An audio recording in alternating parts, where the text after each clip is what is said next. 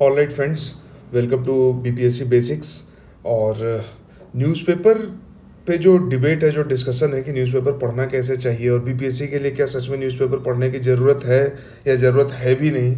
तो चाहे आप बीपीएससी के लिए अपियर हो रहे हो, चाहे आप यूपीएससी के लिए अपियर हो रहे हो, चाहे किसी भी स्टेट सर्विसेज के लिए, अगर आप न्यूज़पेपर नहीं पढ़ते हैं then you are in danger, है ना। आप अपनी पढ़ाई को खतरे में डाल रहे हैं, क्योंकि किसी भी पब्लिक सर्विस कमीशन, है ना, पब्लिक को सर्व करने वाले कमीशन के सिलेबस और नोटिफिकेशन को जब आप देखेंगे ना, एक चीज़ बहुत क्लियरली मेंशन्ड होता है कि we need a generally awared candidate, generally awared candidate, ठीक है।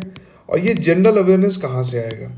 देखिए, हम सिलेबस और पीवाईक्यू के हिसाब से पढ़ते हैं, बहुत लोग तो ये भी नहीं करते हैं, लेकिन अगर इसके हिसाब से हम पढ़ते हैं तो हमारा स्टैटिक पोर्शन जो है, चाहे वो हिस्ट्री हो, चाहे वो ज्योग्राफी हो, चाहे वो साइंस हो, ये सब कवर होता है। स्टैटिक पोर्शन सब इससे कवर हो जाता है।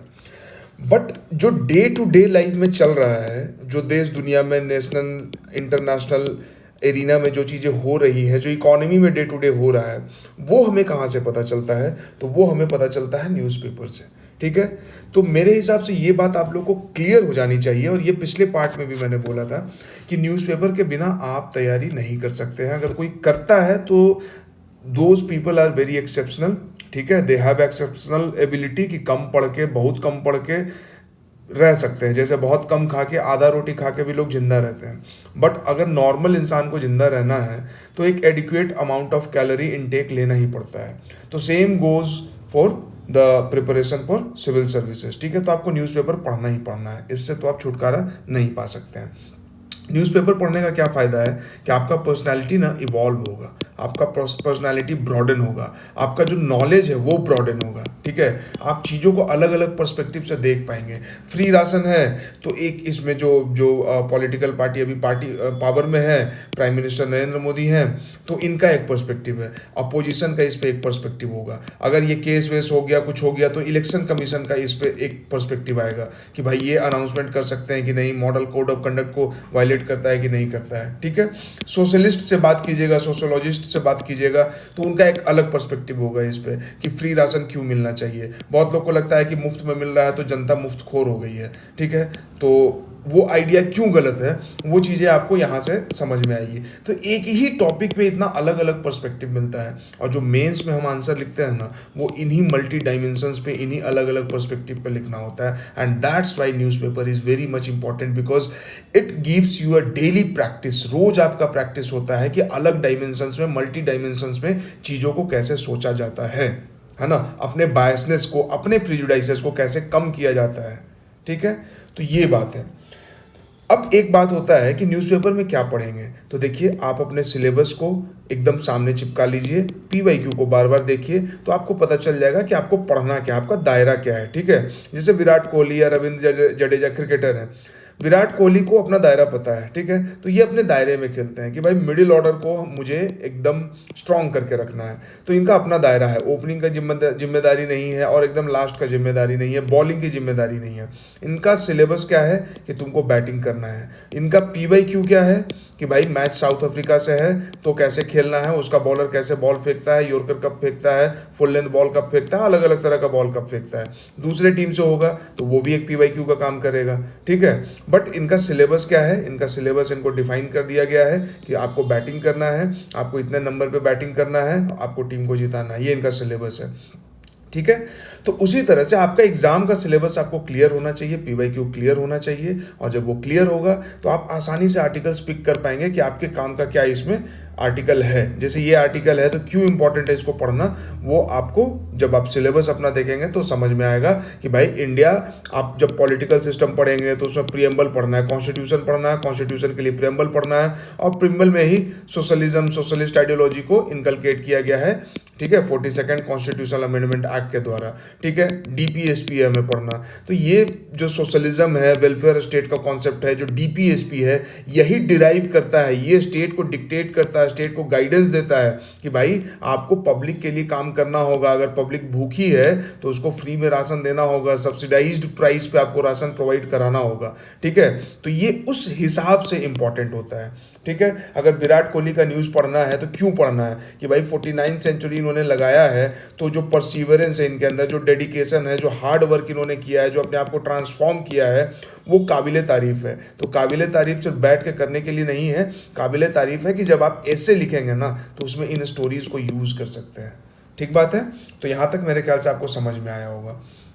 तो हम इस न्यूज़पेपर को अभी हम लोग डिस्कस करते हैं, इंपॉर्टेंट आर्टिकल्स हो, और देखते हैं कि कैसे इसमें से आर्टिकल्स को पिक करना है। तो जो हमारा पहला आर्टिकल है वो यही है, free ration for 5 more years, can't let people sleep hungry, Narendra Modi honourable prime minister. Scheme has benefited 80 crore people. ये डेटा है, देखिए जब भी आपको डेटा देना है कि वेलफेयर स्टेट के बारे में डेटा देना है या इस तरह का कोई भी चीज़, तो भाई 80 करोड़ लोगों को सब्सिडाइज रेट पे और इवन के फ्री में फूड जब मिल रहा है तो हम हंगर से लड़ रहे हैं। तो सस्टेनेबल डेवलपमेंट गोल में हंगर फ्री वर्ल्ड जो आता है तो उसमें इंडिया को भी हंगर फ्री भूख से मुक्त होना है, तो उसके लिए ये कितना बढ़िया इनिशिएटिव है, तो इसका एग्जांपल दे सकते हैं। ठीक है, सरकार अपने तरफ से डीपीएसपी को इंप्लीमेंट कराने के लिए क्या स्टेप लेती है, डीपीएसपी का मेंस में सवाल आता है तो वहां पे बता सकते हैं इसको। इसके अलावा प्रीलिम्स में भी इस पे सवाल बनता है। तो देखिए 80 crore people have benefited from प्रधानमंत्री गरीब कल्याण अन्न योजना। ठीक है, कब आया था, कोविड के बाद आया था, कोविड के टाइम पे आया था, क्योंकि लोगों को, just a second guys, sorry, ठीक है। अब क्या है कि ये जो स्कीम है ना वो दिसंबर में खत्म होने वाला था। ठीक है, क्यों, क्योंकि ये गवर्नमेंट के द्वारा लिया गया स्कीम था, पार्लियामेंट का बनाया हुआ स्कीम नहीं था कि पार्लियामेंट ने लॉ बना के इसको पास किया हो कि अब इसको पार्लियामेंट ही डील करेगी। सरकार का बनाया हुआ स्कीम था, एडहॉक स्कीम था कि भाई लोग भूखे मर रहे हैं तो उनको खाना पहुंचाना है। तो ये स्कीम दिसंबर में खत्म हो रही थी और दिसंबर के बाद इसको फिर बोल दिया गया है कि 5 साल के लिए इस स्कीम को एक्सटेंड किया जाएगा। तो ऑब्वियस सा बात है कि इलेक्टोरल कंपल्सन भी होता है कि अभी चुनाव आने वाला है, अगले साल जनरल इलेक्शन होने वाला है, तो उसका भी इम्पैक्ट है। But at the end of the day गरीब जनता को, जो बीपीएल पीपल हैं, जो अंत्योदय हैं, है ना, जो एकदम से गरीब है, जिनको खाने के लिए, जिनके पास खेत नहीं है, लैंडलेस पुअर है, फार्मर है, अर्बन पुअर है ना, जो फुटपाथ पे सोते हैं, तो उनको इस चीज़ से बहुत फायदा होने वाला है। ठीक है, तो ये बहुत इंपॉर्टेंट है। फ्रंट पेज पे एक देखिए, नीति आयोग ने जो वाटर रिलेटेड रिपोर्ट, जो कंपोजिट वाटर मैनेजमेंट इंडेक्स आता है, उसको डिसकंटिन्यू करने के बारे में इस पर चर्चा की गई है। तो ये बहुत इंपॉर्टेंट आर्टिकल है। तो इसका पहले हम आगे डिटेल देखते हैं, फिर यहाँ पे वापस लौट के आएंगे। ठीक है, ये देखिए, free ration for 5 more years, can't let people sleep hungry, Narendra Modi. ठीक है, क्या है एफर्ट ड्यूरिंग कोविड-19 पैंडेमिक। तो कोविड-19 के समय सरकार की तरफ से क्या एफर्ट लिया गया, तो उसका एग्जांपल है प्रधानमंत्री गरीब कल्याण योजना या पीएम किसान योजना को भी आप दे सकते हैं एग्जांपल में, कि भाई सरकार अपने तरफ से क्या वेलफेयर स्टेप्स लेती है। ठीक है, उसके बाद क्या, प्रधानमंत्री गरीब Kalyan Yojana scheme was and this दिसंबर, लेकिन और ये लॉन्च कब किया गया था, तो अप्रैल 2020 में।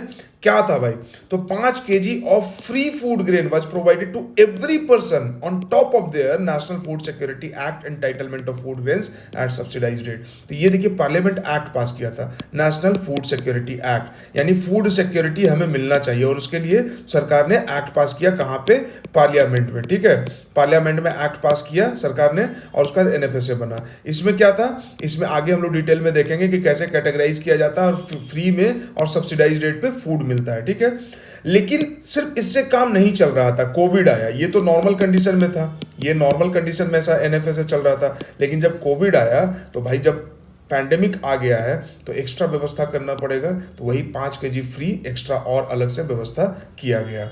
ठीक है, तो ये था इसका लब्बो-लुआब। इस आर्टिकल से आपको ये इन्फॉर्मेशन मिल रहा था। ठीक है, इसके अलावा देखिए यहाँ पे रिलेटेड आर्टिकल है जो उनके भाषण से निकला, नरेंद्र मोदी के जो जहाँ पे भी वो स्पीच दे रहे थे कि जनजातीय दिवस मनाया जाता है। तो देख लीजिए यहाँ पे बिरसा मुंडा के बर्थ एनिवर्सरी पे मनाया जाता है। रानी दुर्गावती जबलपुर में, तो उनके लिए मेमोरियल बनाया जा रहा है। Bhopal railway station after Gond tribal queen Rani Kamlapati. ठीक है, तो ये कुछ एग्जाम्पल है। अब इसको क्या है कि इसको आप 1-2 बार पढ़ेंगे, इसमें बार बार न्यूज में आएगा 2-3 बार, तो आपके दिमाग में इम्प्रिंट होगा।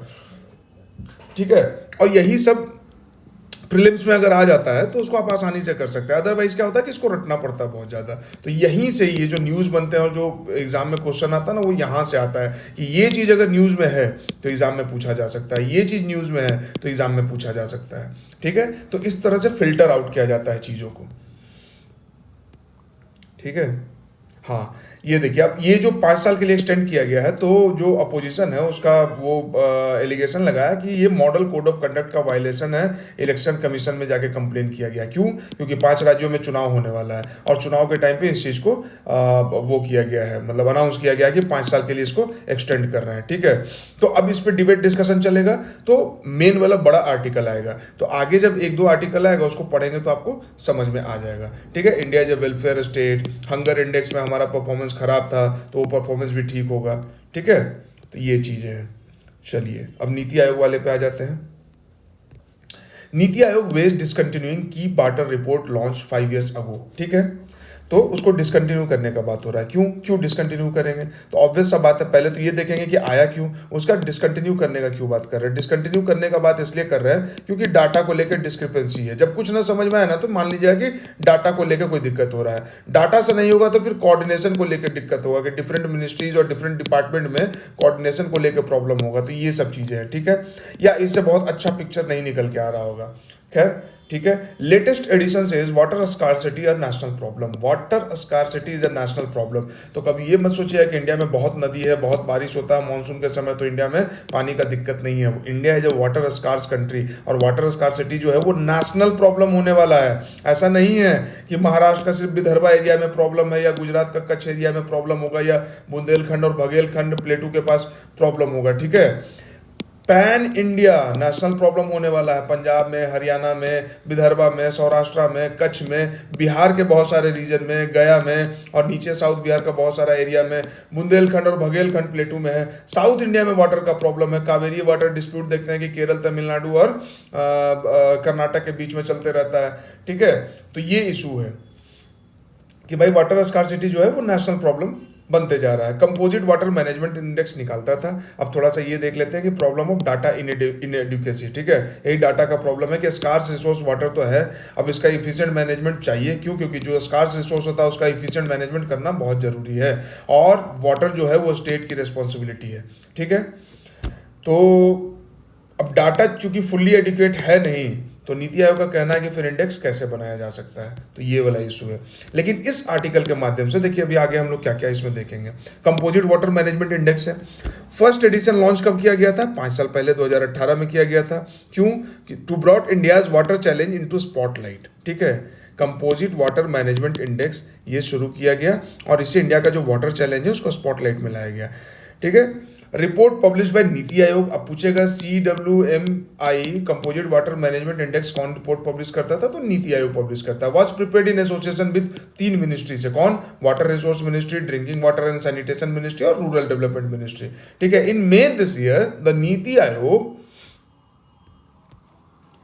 wrote to the Union Ministry of Jal Shakti seeking the government's perspective on the use and applicability of the index and whether the CWMI should continue.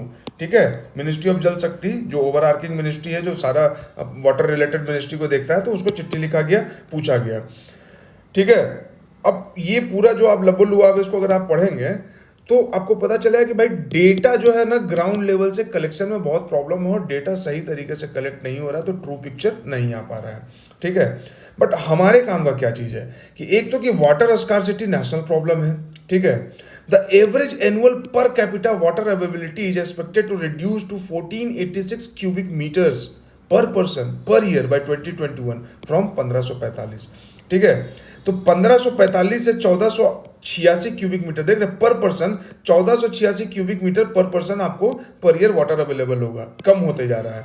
ठीक है, पर कैपिटा वाटर अवेलेबिलिटी जो है वो ये है, और ये वाटर स्कार्सिटी को डिपिक्ट करता है। ठीक है, as per the annual water availability norm, ठीक है, कि एनुअली कितना वाटर अवेलेबल होना चाहिए per person. The availability value of less than 1700 cubic metre per person per year is water shortage condition. 1700 से कम है तो वाटर शॉर्टेज के कंडीशन में आप हैं, ठीक है, और 1000 से कम है तो स्कार्सिटी के कंडीशन में है, ठीक है।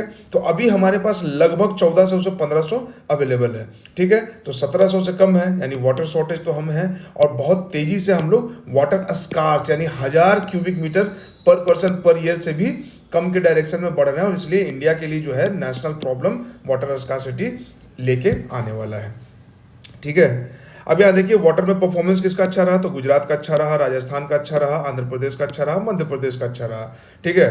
गोवा अच्छा प्रदर्शन नहीं रहा, पंजाब का अच्छा प्रदर्शन नहीं रहा, वाटर मैनेजमेंट, वाटर हार्वेस्टिंग और रेन वाटर हार्वेस्टिंग वगैरह ये सब जो है वो मतलब अच्छे से नहीं हो पाया है, और इसलिए इनका रैंकिंग कम हुआ है। तो इनका अगर आपको एग्जांपल देना हो कि वाटर हार्वेस्टिंग में कौन अच्छा काम किया, तो गुजरात राजस्थान का एग्जाम्पल आप दे सकते हैं, ठीक है। उसके बाद क्या है, हाँ बाकी तो ये जो खत्म हुआ तो उसके रीजन को लिख रहा है यहाँ पे। Composite water management index report was meant to foster क्या, a culture of evidence and data back policy decision making, ठीक है। तो पॉलिसी डिसीजन मेकिंग जो है वो डेटा बेस्ड होना चाहिए, रियल टाइम डेटा पे बेस्ड होना चाहिए। उसका एक बहुत अच्छा एग्जांपल CWMI रिपोर्ट है, ठीक है। और ये क्या कर रहा था, चूंकि इंडेक्स और रैंक निकालता है, ठीक है, तो कौन टॉप पे है कौन नीचे है, तो एक तरह से कॉम्पिटिशन क्रिएट करता है, ठीक है। कॉम्पिटिटिव एंड कोऑपरेटिव फेडरलिज्म, ठीक है, तो उसका एग्जांपल है। जब आपको कॉम्पिटिटिव और कोऑपरेटिव फेडरलिज्म का एग्जांपल देना है ना, कि कॉम्पीट भी करना है कि कौन टॉप कर रहा है, और कोऑपरेट भी करना है कि अपना जो बेस्ट प्रैक्टिस है उसको शेयर करते हैं। राजस्थान अगर अच्छा परफॉर्म कर रहा है तो क्यों कर रहा है, वो अपना प्रैक्टिस जो है गोवा पंजाब को देगा और गोवा पंजाब भी आगे बढ़ेगा। तो ये कोऑपरेशन हुआ, और कंपटीशन क्या हुआ कि एक दूसरे से आगे बढ़ना है और बेहतर परफॉर्म करना है। तो ये CWMI रिपोर्ट जो है data based policy decision making, competitive and cooperative federalism के लिए एग्जाम्पल में बहुत अच्छे से डाला जा सकता है। यहाँ पे देखिए एक और टर्म है टिपिंग पॉइंट, ठीक है। यूनाइटेड नेशन का जो है, यूनाइटेड नेशन यूनिवर्सिटी का institute for environment and human security जो है, had warned that India is close to reaching its ground water risk tipping point. Tipping point क्या होता है, टिपिंग पॉइंट का मतलब ये हुआ कि ऐसा पॉइंट जिसके बाद फिर आप वापस लौट नहीं सके। पहाड़ पे आप मान लीजिए इधर से चढ़ते गए, ये टिपिंग पॉइंट है। यहाँ से अगर आप नीचे लुढ़के तो फिर आप लुढ़क जाइएगा नीचे, पूरा वापस नहीं इधर आ पाइएगा, लुढ़क जाइएगा नीचे। तो टिपिंग पॉइंट का वही मतलब हुआ कि अगर ग्लोबल टेम्परेचर मान लीजिए 3 डिग्री सेल्सियस से बढ़ जाए, 4 डिग्री सेल्सियस से बढ़ जाए, तो इन्वायरमेंट में जो चेंज होगा ना वो टिपिंग पॉइंट पे पहुंच गया है, ठीक है। थोड़ा बढ़ रहा था कि 0.5 डिग्री सेल्सियस, 0.4 डिग्री सेल्सियस, तो फिर भी मैनेजेबल था कि वापस मैनेज कर सकते हैं आके। लेकिन अगर आप 5 डिग्री सेल्सियस टेम्परेचर बढ़ जाए तो इसके बाद तो नीचे गिरना तय है, ठीक है, फिर इधर वापस नहीं आ सकते हैं। तो दैट इज टिपिंग पॉइंट। तो वाटर स्कार्सिटी अपने टिपिंग पॉइंट की तरफ बढ़ रहा है इंडिया में, ऐसा यूनाइटेड नेशन यूनिवर्सिटी का कहना है। और टिपिंग पॉइंट का मतलब होता है कि beyond which abrupt and often irreversible change होकर, इरिवर्सिबल उसको रिवर्स नहीं कर सकते हैं, और अब्रप्ट होगा, फॉरेस्ट फायर होगा अगर टेम्परेचर बढ़ गया तो, अचानक से जंगल में आग लग जाएगा, अचानक से कोई पैंडेमिक हो जाएगा, जैसे कोविड हुआ तो उस तरह से हीट रिलेटेड कोई पैंडेमिक हो जाएगा, फसल बर्बाद होना शुरू हो जाएगा, लोकस्ट अटैक होगा। तो बहुत सारा अब्रप्ट चीज हो सकता है और इरिवर्सिबल डैमेज होगा, और इरिवर्सिबल डैमेज होगा तो ह्यूमैनिटी को नुकसान होगा, ठीक है। तो अब ये देखिए इस आर्टिकल के माध्यम से कितना सारा सब्जेक्टिव चीज हम लोग सीख लिए। अब ये चीज बार बार रिपीटेडली जब 4-5 बार आप पढ़ेंगे, 4-5 बार न्यूज़पेपर में रिपीट होगा ना, तो ये कॉन्सेप्ट, एक पर्सपेक्टिव आपको डेवलप होता जाएगा। और 4-5 महीने के न्यूज़पेपर रीडिंग से ना आप एक इवॉल्व्ड पर्सन बनना शुरू हो जाएंगे, आपका इवोल्यूशन होना शुरू हो जाएगा, और आप फिर आपके अंदर मैच्योरिटी आना शुरू हो जाएगा, और वो चीज़ झलकेगा आपके बातचीत में, आपके पर्सनैलिटी में, और आपके जो भी आप आंसर लिखेंगे मेंस के लिए उसमें, ठीक है। तो ये चीज़ है। तो चलिए ये दोनों आर्टिकल, इसके अलावा बाकी सब आर्टिकल पढ़ने का इसमें ज़्यादा जरूरत नहीं है। नेपाल में अर्थक्वेक आया था तो अर्थक्वेक के बारे में आप पढ़ सकते हैं, हालांकि अर्थक्वेक के बारे में बहुत अच्छा से नहीं दिया है। तो जब कभी अर्थक्वेक एक्सप्लेन वाले पेज में आएगा इसी का इंडियन एक्सप्रेस में, तो उसमें पढ़ लेना है, ठीक है। यहाँ तो वो कमेंट्री है कि क्या हुआ, कितने लोग घायल हुए और कितने लोगों के साथ क्या दिक्कत हुआ। बाकी अर्थक्वेक क्यों आता है, नेपाल में क्यों बार बार आता है, उसका इंपैक्ट इंडिया में कैसे पड़ता है, तो वो कभी ना कभी एक्सप्लेन पेज में आएगा, तो वहाँ पर वो आपका कवर हो जाएगा। और ज्योग्राफी के एनसीईआरटी में तो आप इसको पढ़ेंगे ही पढ़ेंगे। जैसे AQ आया है, तो जो कल का मैंने बनाया था न्यूज़पेपर का आर्टिकल का जो वीडियो बनाया था जिसमें कि साउंड का इशू था और अपलोड करने का तो उसको डिलीट करना पड़ा, तो AQ उसमें अच्छे से कवर किया गया था, ठीक है। अब देखिए आज यहाँ पे AQ बहुत ज़्यादा अच्छे से नहीं कवर किया गया, लेकिन कल वाले में बहुत अच्छे से कवर किया गया था, सॉरी 4 तारीख वाले अखबार में, नहीं सैटरडे वाले अखबार में, ठीक है। तो यहाँ पे देखिए बायोमास बर्निंग जो है ना वो 20% कंट्रीब्यूट करता है, ठीक है। दिल्ली ज्योग्राफिकल पोजीशन क्या है, तो दिल्ली क्या है, अगर यहाँ पे दिल्ली को आप मान, यहाँ देखिए, ठीक है,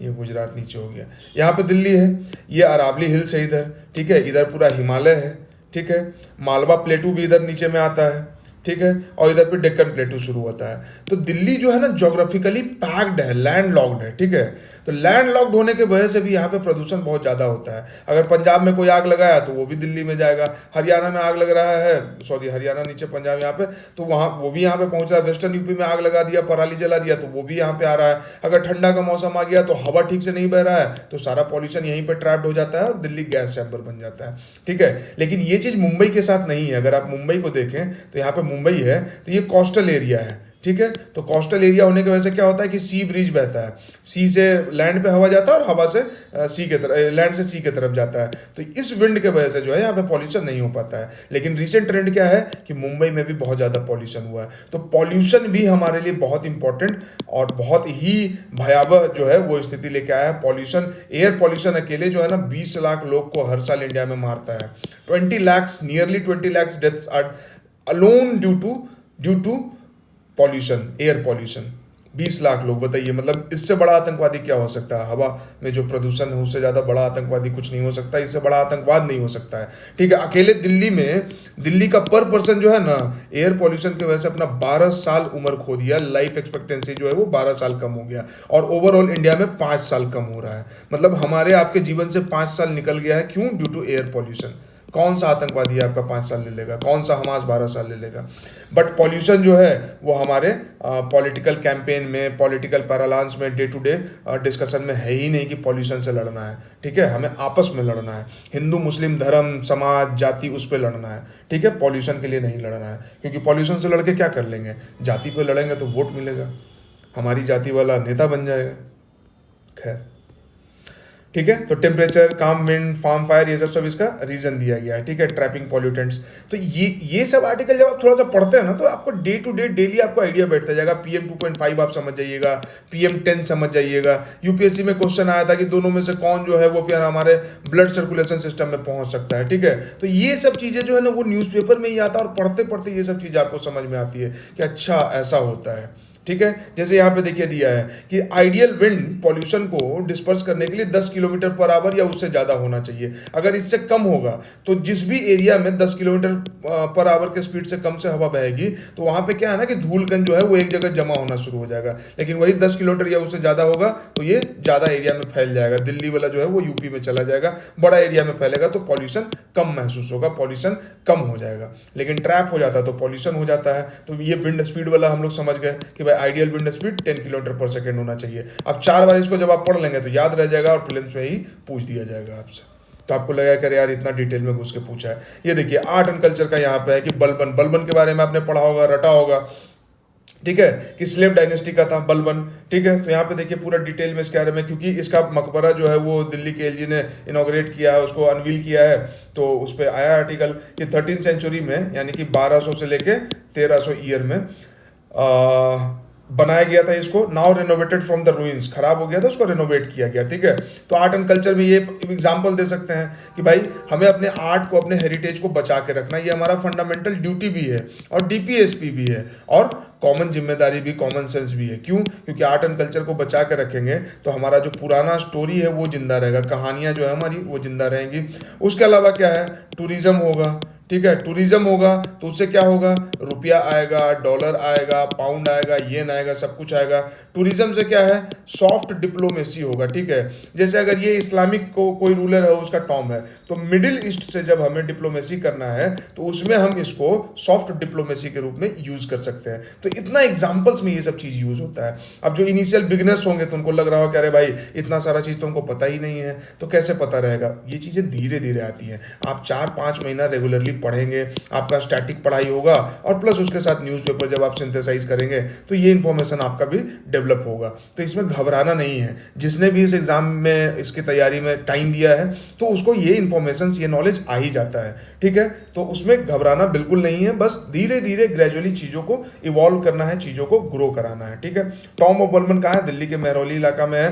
a slave turned Sultan Tom, ठीक है, स्लेव था बाद में सुल्तान बना। गियासुद्दीन बलबन अ सुल्तान ऑफ मैमलुक डायनेस्टी, जिसको कि स्लेव डायनेस्टी भी बोलते हैं, the first of Delhi Sultan dynasties rule from Delhi between 1266 से 1287, लगभग 21 साल इन्होंने रूल किया था। बलबन कहानी दिया कि sold as a slave to Iltutmish, तो पूछेगा बलबन किसका स्लेव था? तो भाई इल्तुतमिश का स्लेव था, ठीक है। लेटर इल्तुतमिश जो है उसको रिलीज कर देता है, ठीक है, कि अब तुम स्लेव नहीं हो, ठीक है। said that individuals captured as slave during that particular period then rose to become ruler, ठीक है। तो उस समय जो भी गुलाम हुआ करते थे, ठीक है, बख्तियार खिलजी का गुलाम, बख्तियार खिलजी खुद गुलाम था, ठीक है। अब यहाँ पे बलबन देख लीजिए, गियासुद्दीन तुगलक का बलबन जो है, मतलब गियासुद्दीन बलबन जो है वो इल्तुतमिश का गुलाम था।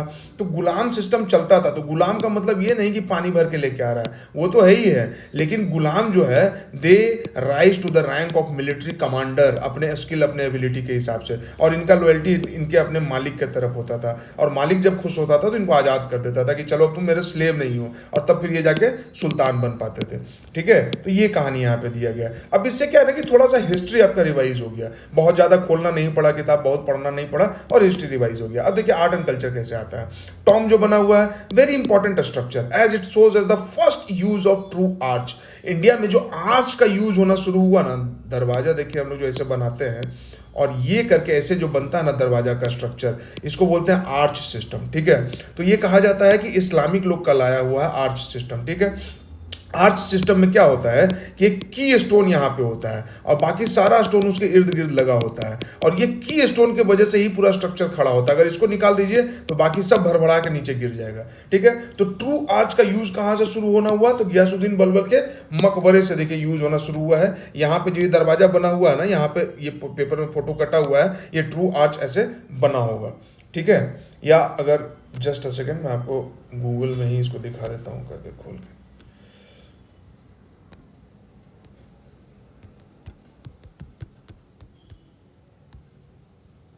ये देखिए,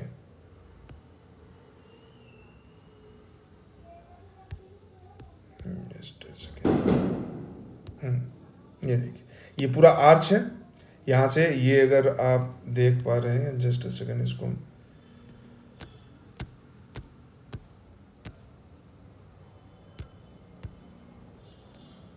ठीक है, ये देखिए,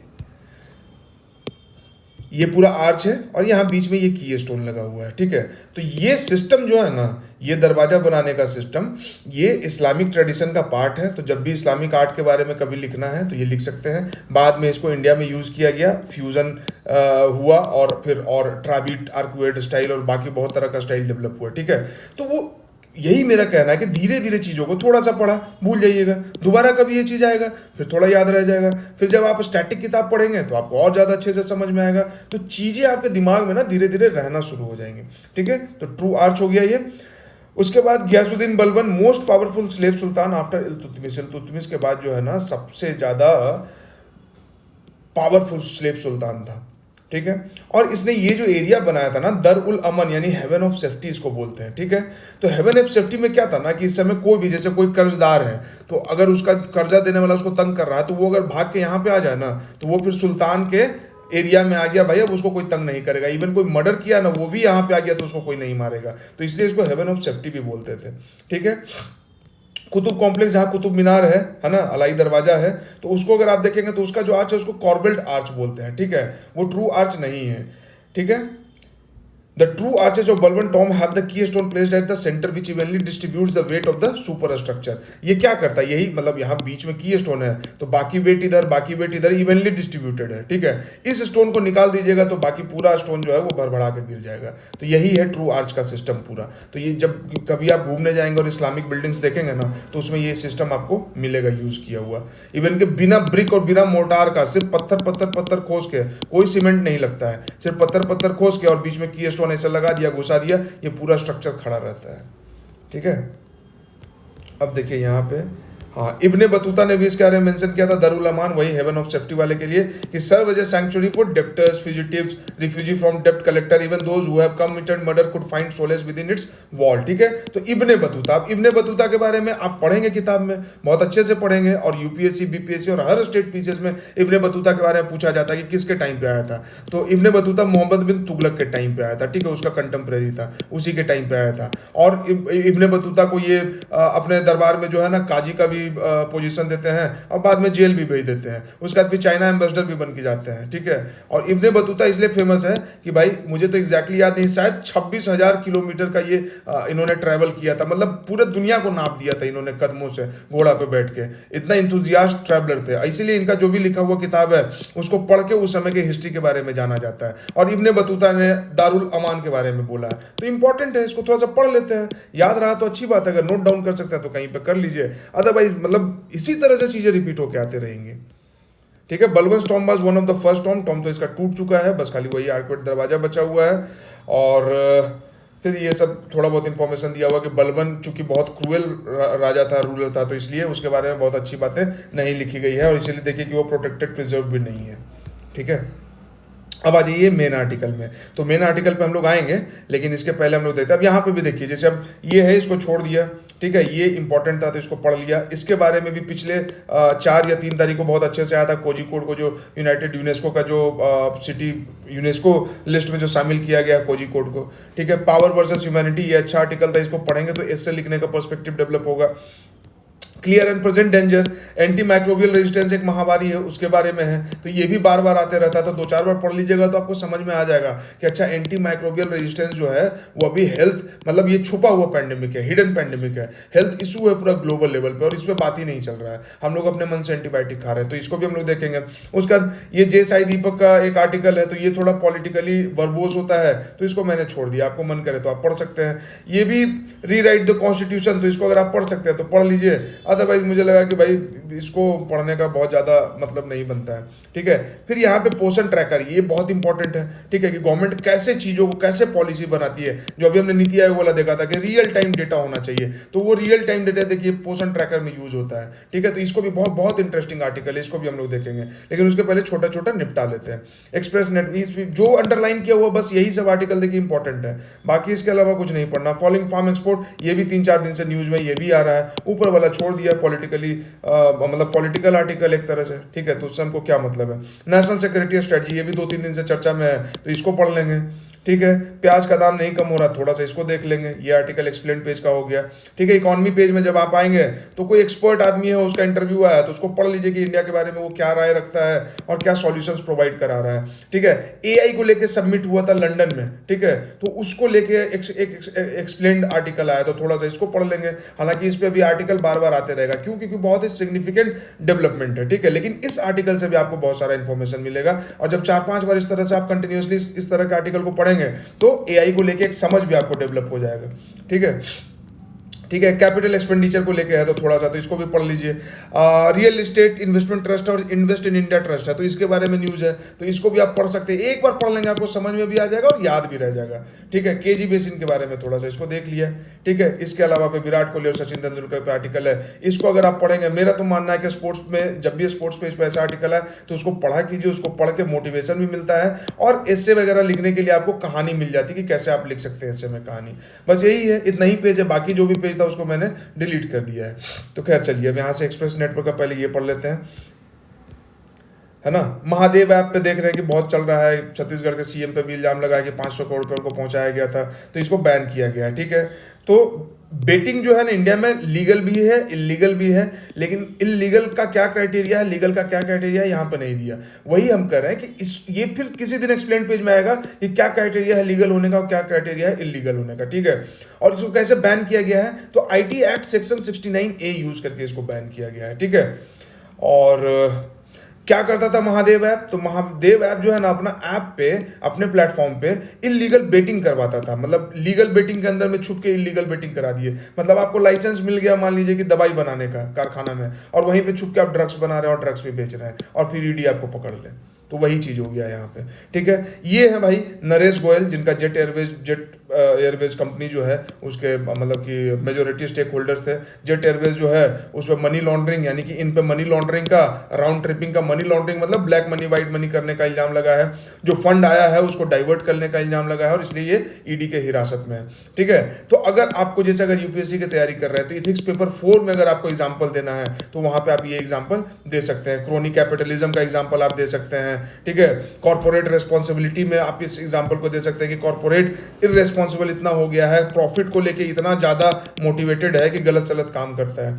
ठीक है, तो उसमें आप ये सब एग्जांपल दे सकते हैं कि टॉप मैनेजमेंट जो है उसका ब्लेम किया है कि नरेश गोयल जो है वो फैमिली को, एक तो कि पावर बहुत ओवर सेंट्रलाइज अपने हाथ में कर लिए, फिर जो टॉप एक्सपर्ट है उसके एडवाइस को इग्नोर कर रहे थे।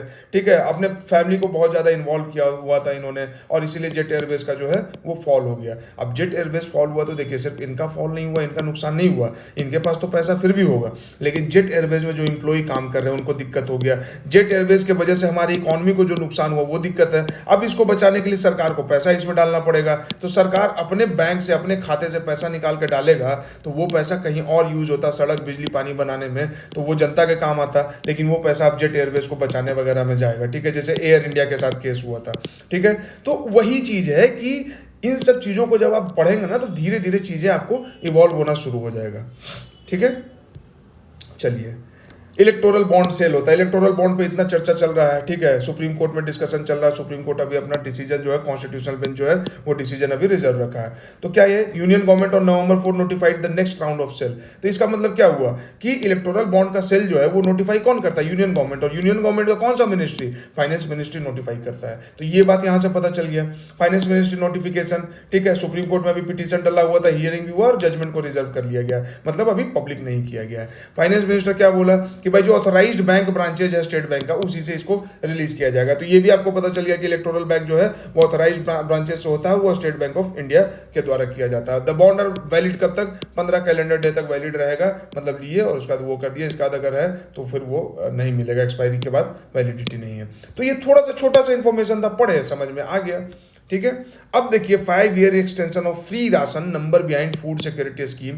तो ये फूड सिक्योरिटी का बात हो रहा है। फूड सिक्योरिटी का मतलब समझे ना, जितना भूख है उतना अनाज मिल जाना चाहिए इंडिविजुअल को, जितना देश को जरूरत है उतना देश में होना चाहिए, तो वो फूड सिक्योरिटी हुआ कि देश को अगर 100 केजी अनाज का जरूरत है तो हमारे पास 200 केजी अनाज जो है वो स्टोर में है, यानी कि हम फूड के हिसाब से सिक्योर हैं, तो इसको बोलते हैं फूड सिक्योरिटी। तो जो नया वाला नेशनल सिक्योरिटी प्रोजेक्ट बन रहा है, नया नेशनल सिक्योरिटी स्ट्रेटजी, उसमें फूड भी सिक्योरिटी में है, इन्वायरमेंट का भी सिक्योरिटी इंक्लूड किया गया, ट्रेडिशनल नॉन ट्रेडिशनल सब कुछ वो हम लोग बाद में देखेंगे।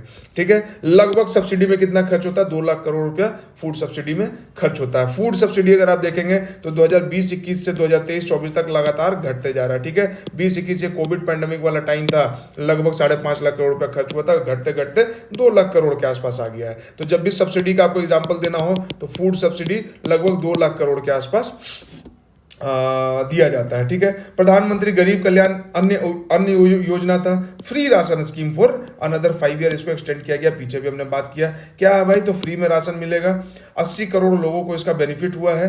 कब इंट्रोड्यूस किया गया था? कोविड के समय 2020 में 5 केजी फ्री अनाज मिलेगा का एनएफएसए के एडिशन में, एनएफएसए में जो जिसको मिल रहा था जो भी चीज, उसके अलावा 5 केजी मिल रहा था। ठीक है, एनएफएसए कब लाया गया था? पार्लियामेंट से पास कराया गया था, लॉ बनाया गया था, यूपीए गवर्नमेंट के टाइम पे हुआ था। इसका क्या काम था? रिसीव सब्सिडाइज्ड फूड ग्रेन, कितने रेट पे? 1 रुपये किलो, 2 रुपये किलो, 3 रुपये किलो। 1 रुपया में कोर्स अनाज यानी कि मोटा अनाज, 2 रुपया में गेहूं और 3 रुपया में चावल, ऐसे मिलता था। ठीक है, कैसे मिलता था? टीपीडीएस यानी टारगेटेड पब्लिक डिस्ट्रीब्यूशन सिस्टम, जो गांव में टोकन कूपन से जो मिलता है ना, कोटा वाला अनाज, उसी का बात हो रहा है टीपीडीएस, जिसमें कि जम के धांधली होता है। ठीक है, स्कोप ऑफ प्रधानमंत्री गरीब कल्याण अन्न योजना covers 2 kind of ration card under the NFSA. NFSA में 2 तरह का राशन कार्ड होता है, एक क्या है? अंत्योदय अन्न योजना, और एक क्या है? Priority house hold. ठीक है, अब देखते हैं अंत्योदय अन्न योजना क्या होता है, प्रायोरिटी हाउस होल्ड क्या होता है। अंत्योदय अन्न योजना वो हाउस होल्ड को बोला जाता है, अंत्योदय सबसे गरीब है ना, सबसे अंतिम में जो खड़ा है, तो इनको क्या है ना कि 35 KG of food grain per month मिलेगा, irrespective of number of family member. 2 member है कि 3 मेंबर है कि 4 मेंबर, उससे मतलब नहीं है। 35 केजी पर मंथ मिलना ही मिलना है जिनके पास ये वाला राशन कार्ड है। ठीक है, और जो प्रायोरिटी हाउस होल्ड वाले हैं उनको नंबर ऑफ फैमिली मेंबर के हिसाब से 5 kg पर पर्सन मिलता है, ईच मेंबर को 5 kg पर मंथ मिलता है। ठीक है, तो प्रायोरिटी हाउस होल्ड और अंत्योदय अन्न योजना जो है इसमें 35 kg, irrespective of family member, कितना भी रहे 2 3 5 जितना भी, मतलब नहीं। ठीक है, और यहाँ क्या है, यहाँ है कि पर पर्सन 5 kg अनाज पर मंथ मिलेगा। ठीक है, यही डिफरेंस है दोनों में। ये किस में कवर होता है, नेशनल फूड सिक्योरिटी एक्ट में। और प्रधानमंत्री गरीब कल्याण योजना क्या किया, वो 5 kg और इसमें पर पर्सन ऐड कर दिया। ठीक है, और इसीलिए लगभग 80 करोड़ लोग को जो है मुफ्त में या सब्सिडाइज रेट पे अनाज मिल रहा है, और जिसके वजह से उनका पेट भर रहा है। ठीक है, एनएफएसए जो है लगभग 20 करोड़ फैमिली को कवर करता है, और अगर लगभग 4 से 5 आप मान लीजिए आदमी को, तो लगभग 80 से 100 करोड़ बेनिफिशियरी है। अगर एक परिवार में 4 से 5 लोग हैं तो 80 से 100 करोड़ आदमी को बेनिफिट करता है।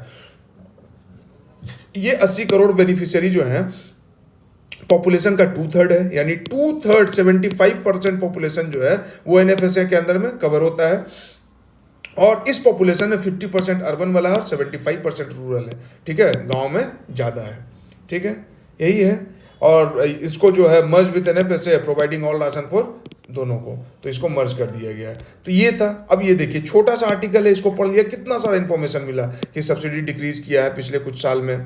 ठीक है, कोविड के बाद से, कोविड के टाइम में बहुत ज़्यादा बढ़ गया था, अदरवाइज लगभग 2 लाख करोड़ के आसपास हमेशा रहता है। ये स्कीम के बारे में जान गए, एनएफएसए के बारे में जान गए, एनएफएसए के अंदर में 2 तरह का होता है, तो इन दोनों के बारे में जान गए, क्या मिलता है, कैसे मिलता है, ये जान गए, तो हो गया काम अपना।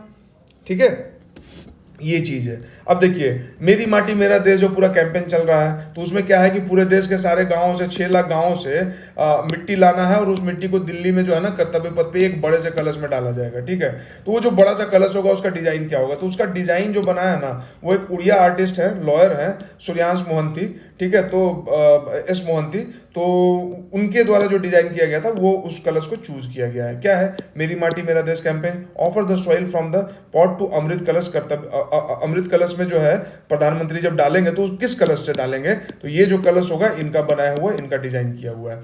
ठीक है, ये यात्रा क्या एम कर रहा है, to collect soil and rice from over 6 lakh villages over the country in a single kalash. ठीक है, एक कलश में डाला जाएगा, देश को एक तरह से यूनिफाई किया जा रहा है। ये भी इससे में हम लोग यूज कर सकते हैं, है ना, apart from our personal political prejudices की आपको प्रधानमंत्री पसंद है या नहीं पसंद है, ये इनिशिएटिव पॉलिटिकल इनिशिएटिव है या क्या है। अरे आप एग्जाम में लिखेंगे इसको, ये नेशनल यूनिटी के लिए, साइकोलॉजिकल यूनिटी ऑफ नेशन, नहीं अच्छा चीज़ है कि पूरे गांव से मिट्टी और ये चावल लिया जा रहा है और एक जगह जमा किया जा रहा है। तो एक अच्छा इनिशिएटिव है, इसको लिख सकते हैं, बिल्कुल लिख सकते हैं। ठीक है, तो ये चीज़ है। ब्रेव हार्ट मेमोरियल, देखिए महाराष्ट्र का एक आदमी है जो उसने चिट्ठी लिखा था, सदानंद भागवत, और उसी चिट्ठी पे कि भाई कि हर स्कूल में बनाया जाना चाहिए।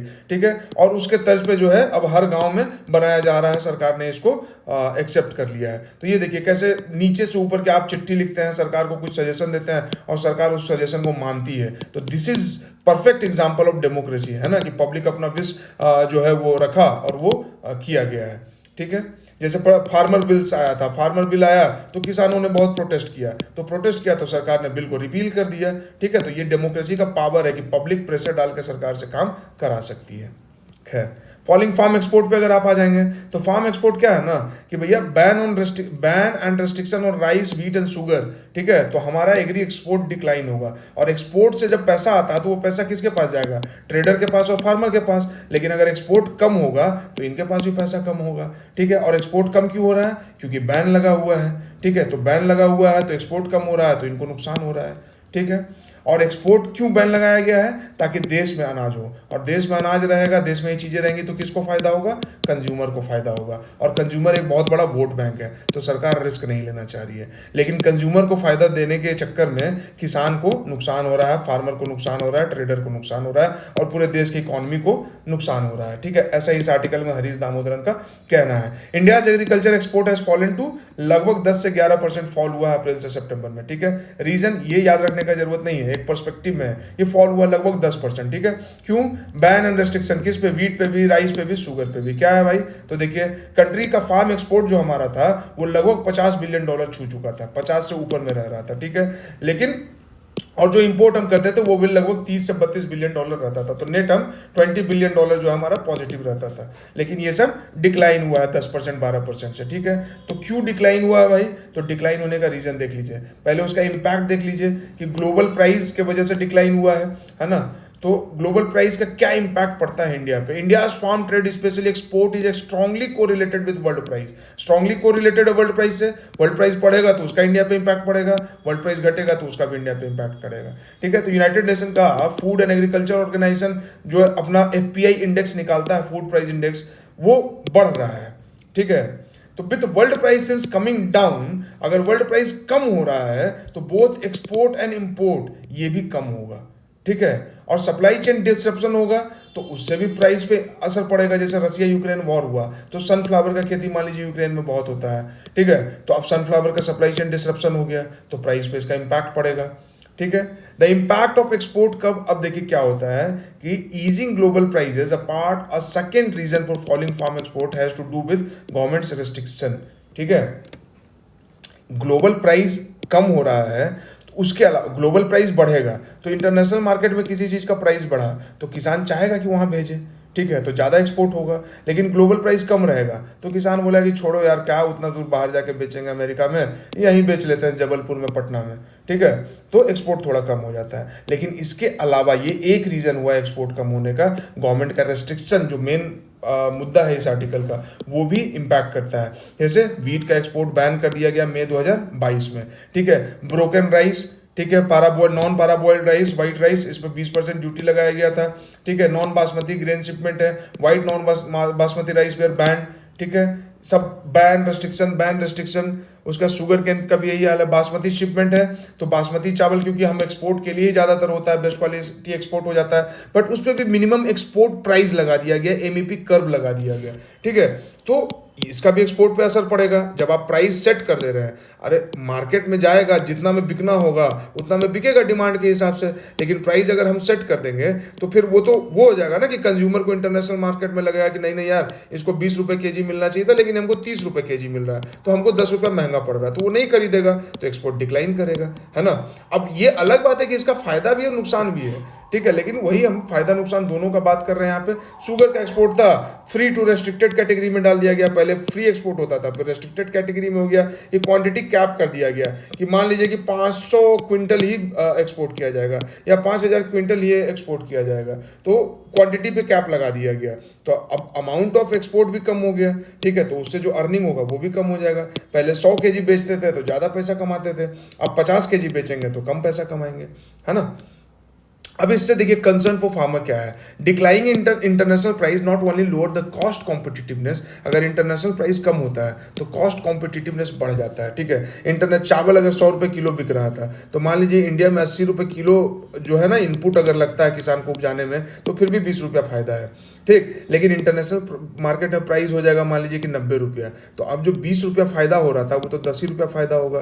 तो एक तो cost competitiveness of the country का मतलब उस पर इम्पैक्ट पड़ता है, ठीक है। But also make it farmer more vulnerable to import. अगर इंटरनेशनल प्राइस कम हो जाएगा तो जो पहले हम बेच रहे थे दूसरे देशों को, अब यहीं पे प्राइस कम है तो बहुत सारा साना समझदार आदमी जो रहेगा ना वो यहाँ से चावल उठाएगा और इंडिया में बेचना शुरू कर देगा, यहाँ से दाल उठाएगा और इंडिया में बेचना शुरू कर देगा। तो अब जब बाहर से माल आकर बिकना शुरू हो जाएगा तो इंडिया का किसान जो उपजा रहा है उसका मार्केट कम हो जाएगा। वो जो पहले 100 आदमी को बेच पाता था 85 आदमी को बेच पाएगा। क्यों? क्योंकि बाकी का 50 आदमी बाहर का माल खरीद रहा है। तो किसका नुकसान हुआ? किसान का नुकसान हुआ। तो cost competitiveness, vulnerability to import, ठीक है। और ये कहाँ पे दिखा है? कॉटन में और एडिबल ऑयल में दिखा है, ठीक है। इंटरनेशनल मार्केट में कॉटन का प्राइस क्रैश हुआ तो उसका इंपैक्ट दिख गया कि कॉटन का जो है इंपोर्ट बढ़ गया इंडिया में, ठीक है। और transformation from net exporter to net importer, हम कॉटन का नेट इंपोर्टर बन गए इंटरनेशनल मार्केट प्राइस क्रैश होने की वजह से, ठीक है। एडिबल ऑयल में भी देखिए डबल हो गया due to skyrocketing global price particularly post the war in Ukraine. The value of India edible oil import, ठीक है। तो हम जितना इंपोर्ट कर रहे थे उतना ही कर रहे हैं, लेकिन प्राइस वहाँ मार्केट में बढ़ गया है। तो जो चीज़ पहले 50 में खरीद रहे थे अब वो 100 रुपया पड़ रहा है, तो डबल हो गया है। अब क्यों कर रहे हैं भाई? तो एडिबल ऑयल हम लोग खेती नहीं करते हैं, हम लोग ज़्यादा राइस, ज़्यादा वीट का खेती करते हैं, और उसके बाद कुछ बच जाता है तो तिलहन दलहन का खेती करते हैं। तिलहन का खेती करते ही नहीं है, ठीक है, बहुत कम। राई सरसों देखिएगा आपकी नदी के किनारे ऐसे ही खाली जमीन पर उगाया जाता है, तो इसलिए हमें एडिबल ऑयल का कमी होता है, तो इसलिए एडिबल ऑयल हम लोग इंपोर्ट करते हैं, और लगभग 70,000 80,000 करोड़ का एडिबल ऑयल हर साल इंपोर्ट किया जाता है, ठीक है। तो ये स्थिति है, तो ये भी चीज़ यहाँ पे जाने, तो इस तरह का आर्टिकल जब आप बार बार पढ़ते रहेंगे तो ये सब आपको जानने को मिलेगा, ठीक है। Privileging the interest of consumer over producer, जो प्रोड्यूसर है, फार्मर है, उससे ज़्यादा आप आवभगत किसका कर रहे हैं? कंज्यूमर का, ठीक है। तो वही जो बात हमने पहले किया था कि अब ये सब में जो है कंज्यूमर को शॉर्ट टर्म फायदा होगा, लेकिन लॉन्ग टर्म नुकसान है। अगर हम और आप कंज्यूमर हैं तो ठीक है, इस साल सस्ता मिल जाएगा, लेकिन चूंकि किसान के पास पैसा नहीं है तो वो ठीक से खेती नहीं कर पाएगा, तो अगले आने वाले सालों में कंज्यूमर के लिए भी चीज़ें महंगी हो जाएंगी। तो इन सब चीज़ों पर सरकार को ध्यान देना चाहिए। तो एक ये आर्टिकल था। इसके बाद देखिए, India starts process to adopt national security strategy. हमारे पास इसके पहले नेशनल सिक्योरिटी स्ट्रेटजी नहीं था। सिक्योरिटी जो है वो एडहॉक बेसिस पे आप एक तरह से कह सकते हैं कि चल रहा था कि प्राइम मिनिस्टर का काउंसिल है तो वो डिसाइड कर रहे हैं, होम मिनिस्टर है, अलग अलग मिनिस्ट्री है तो वो सब इन चीज़ों को देख रहा है। एक कंबाइंड डॉक्यूमेंट नहीं बना हुआ है कि अगर पाकिस्तान अटैक किया तो अब हम क्या करेंगे, चाइना अटैक किया तो क्या करेंगे, पाकिस्तान इस लेवल का अटैक किया तो हम किस लेवल पर जवाब देंगे। ये सब चीज़ें जो है ना वो मतलब एक तरह से आप कह सकते हैं कि डिस्क्रीट छितराया हुआ था, उसको समेट के एक डॉक्यूमेंट बनाना है, नेशनल सिक्योरिटी स्ट्रेटजी बनाना है कि कैसे मिलिट्री, एयरफोर्स और आर्मी जो है वो एक साथ मिलकर काम करेगा, नेवी जो है एक साथ मिलकर काम करेगा, कैसे साइबर एक्सपर्ट जो है इसमें अमलगेट हो जाएंगे, कैसे जो है किसी भी हाल में अगर फूड सिक्योरिटी का इशू आ जाता है तो कैसे डील करेंगे। सिर्फ वो जो है ना इंटरनल सिक्योरिटी और एक्सटर्नल सिक्योरिटी और मिलिट्री सिक्योरिटी का बात नहीं करेंगे, फूड सिक्योरिटी का बात करेंगे, इन्वायरमेंटल सिक्योरिटी का बात करेंगे, हेल्थ सिक्योरिटी का बात करेंगे, ट्रेडिशनल और नॉन ट्रेडिशनल जो इवॉल्विंग थ्रेट है। अभी नॉन ट्रेडिशनल थ्रेट में क्या है कि भाई आपको कोई वायरस भेज दिया जाएगा आपके बैंकिंग सिस्टम में और पूरा बैंक जो है वो ध्वस्त हो जाएगा, और जब बैंक ध्वस्त हो जाएगा तो पूरा इकोनॉमी चरमरा जाएगा। तो ये नॉन ट्रेडिशनल थ्रेट है। साइबर वॉरफेयर है, इंफॉर्मेशन वॉरफेयर है, व्हाट्सएप यूनिवर्सिटी पे जबरदस्ती का जो ज्ञान है ढकेल दिया जाता है तो व्हाट्सएप यूनिवर्सिटी बन गया, ये इंफॉर्मेशन वॉरफेयर है। इससे कैसे हैंडल करना है, व्हाट्सएप को कैसे रेगुलेट करना है, तो ये सब चीजें नेशनल सिक्योरिटी स्ट्रेटजी में होना चाहिए और उस पर है डिस्कशन, और ये भी चलता रहेगा, ठीक है। तो क्या है national security strategy? Input from several ministry लिया गया है और फाइनल कैबिनेट अप्रूवल के बाद इसको अडॉप्ट कर लिया जाएगा। First time that India would have this strategy. और इसका मतलब ये नहीं कि पहले कभी कोशिश नहीं हुआ, पहले पास्ट में 3 बार कोशिश हुआ बट कोशिश फेल हो गया। क्यों? पॉलिटिकल कमिटमेंट नहीं था। क्यों? क्योंकि नेशनल सिक्योरिटी स्ट्रेटजी जो है वो अकाउंटेबिलिटी तय कर देगा हर एजेंसी का, हर मिनिस्ट्री का, हर डिपार्टमेंट का, और अकाउंटेबिलिटी से हर कोई भागना चाहता है, कोई भी अकाउंटेबल नहीं होना चाहता है, जिम्मेदारी नहीं लेना चाहता है, तो इसलिए पास्ट में ऐसा हो नहीं पाया। What is a national security strategy? Country's security objectives, way to achieve them, update periodically, ठीक है। सिक्योरिटी ऑब्जेक्टिव क्या है, क्या किस तरीके से उसको अचीव करेंगे, ठीक है, और उसको पीरियोडिकली अपडेट करना है। नया थ्रेट आया तो नया पन्ना ऐड हो जाएगा किताब में कि कैसे डील करना है। Defines traditional and non traditional threat, कि ट्रेडिशनल क्या है और नॉन ट्रेडिशनल थ्रेट क्या है उसको डिफाइन करता है, और अकाउंटेबिलिटी तय करता है एजेंसी का कि सीबीआई का क्या अकाउंटेबिलिटी है, ईडी का क्या अकाउंटेबिलिटी है, एनआईए का क्या अकाउंटेबिलिटी है, रॉ का क्या अकाउंटेबिलिटी है, कैसे सब काम करेगा, ठीक है। Guide the military as well as critical defence and security reform and holistic view of overall national security. Holistic view का मतलब क्या होता है? बर्ड्स आई व्यू, ऊपर से बैठ के आप सारा चीज को देख रहे हैं, सब सारा आर्मी, मिलिट्री, एयरफोर्स, सब कुछ, पुलिस, ठीक है, फूड सिक्योरिटी, इन्वायरमेंट सिक्योरिटी, रॉ, सीबीआई, ईडी, बीडी, सीडी, जो भी है, थाना, पुलिस, सब कुछ, सबको आप ऊपर से देख रहे हैं। इसको बोलते हैं हॉलिस्टिक व्यू। 360 डिग्री में देखना हो, टॉप डाउन देखना, ऊपर से नीचे, आगे से पीछे, हर तरह से, ठीक है। Entire range of newer challenges and modern threats है, उसको कैसे डील करेंगे। अब देखिए यहाँ पर डिफाइन किया कि नॉन ट्रेडिशनल थ्रेट क्या होता है। तो नॉन ट्रेडिशनल थ्रेट का मतलब फाइनेंशियल थ्रेट। पहले थ्रेट क्या था? ट्रेडिशनल थ्रेट क्या होता है कि बॉर्डर में कोई घुस गया, आतंकवादी आ गया, टेररिस्ट हमला हो गया, ठीक है, तो उससे डील कर रहे हैं। दोज आर ट्रेडिशनल थ्रेट्स, चलते आ रहा है। बट नॉन ट्रेडिशनल थ्रेट है कि फाइनेंशियल थ्रेट है, ठीक है, इकोनॉमिक सिक्योरिटी है, food security, energy security, information warfare, critical information infrastructure को बचाना, सप्लाई चेन को बचाना, इन्वायरमेंट को बचाना। अब आप बोलेंगे इन्वायरमेंट इतना इंपॉर्टेंट है? बिल्कुल है। अगर इन्वायरमेंट खराब हो गया तो आप मान के चलिए कि जैसे अगर इन्वायरमेंट सिक्योरिटी आपका नहीं है, तो इन्वायरमेंट सिक्योरिटी नहीं है तो आप वाइल्ड लाइफ से कितना सारा वायरस निकल सकता है और कोविड जैसा कितना बीमारी पैंडेमिक फैला सकता है आपको अंदाजा नहीं है, ठीक है। तो ये बहुत जरूरी है। फूड सिक्योरिटी नहीं रहेगा, लोग जब भूखे रहेंगे तो आपस में मारकाट करेंगे और सिविल वॉर हो जाएगा, लोग सड़क पे दुकान लूटना शुरू कर देंगे। एनर्जी सिक्योरिटी नहीं रहेगा, तेल हमारे पास नहीं रहेगा, हमारे पास गैस नहीं रहेगा, हमारे पास पेट्रोलियम नहीं रहेगा, तो हम इंडस्ट्री कैसे चलाएंगे, हम अपना बाइक कैसे चलाएंगे, कार कैसे चलाएंगे, ऑफिस नहीं जा पाएंगे, हमारे घर में लाइट नहीं होगा, बच्चे पढ़ नहीं पाएंगे। तो एनर्जी सिक्योरिटी बहुत जरूरी है। इंफॉर्मेशन वारफेयर वही बता दिया आपको, व्हाट्सएप यूनिवर्सिटी वाला। क्रिटिकल इंफॉर्मेशन इंफ्रास्ट्रक्चर है, साइबर इंफ्रास्ट्रक्चर है, ये सबको बचाना है, ठीक है। Which country have national security strategy, तो जो भी डेवलप्ड नेशन है, यूके है, रसिया है, यूएस है, चाइना के पास अपना है कॉम्प्रिहेंसिव नेशनल सिक्योरिटी स्ट्रेटजी, और पाकिस्तान के पास भी है। तो आप बताइए इंडिया को बनाना चाहिए कि नहीं बनाना चाहिए? तो बिल्कुल बनाना चाहिए। वाई द एफर्ट नाउ, पहले क्यों नहीं था? तो अभी एफर्ट इसलिए है क्योंकि देखिए ग्लोबल जियो पॉलिटिक्स अगर आप देखिए, पास्ट में भी अटेम्प्ट किया गया, 3 पास्ट अटेम्प्ट फेल हो गया। और ग्लोबल जियो पॉलिटिक्स अगर आप देखिएगा, अभी जितना टेंशन है, रसिया यूक्रेन वॉर हो रहा है, फिलिस्तीन इजराइल वॉर हो रहा है, उधर हाउती रिवेलियन है यमन में, ठीक है, ईरान का टसल चल रहा है बाकी कंट्री से, ठीक है, इधर पाकिस्तान जो है वो हमको समझिए नहीं रहा है कुछ, चाइना जो है वो बार बार कभी हमको कश्मीर वाला एरिया में छेड़ता है, कभी नॉर्थ ईस्ट वाला एरिया में छेड़ता है, ठीक है, कभी नीचे श्रीलंका में हमनतोता पोर्ट खरीद लेता है। तो ये सब इशू चल रहा है। तो जब तक हम सिक्योरिटी स्ट्रेटजी नहीं लेके आएंगे तब तक हमें दिक्कत है। Only political direction to the arm force क्या है?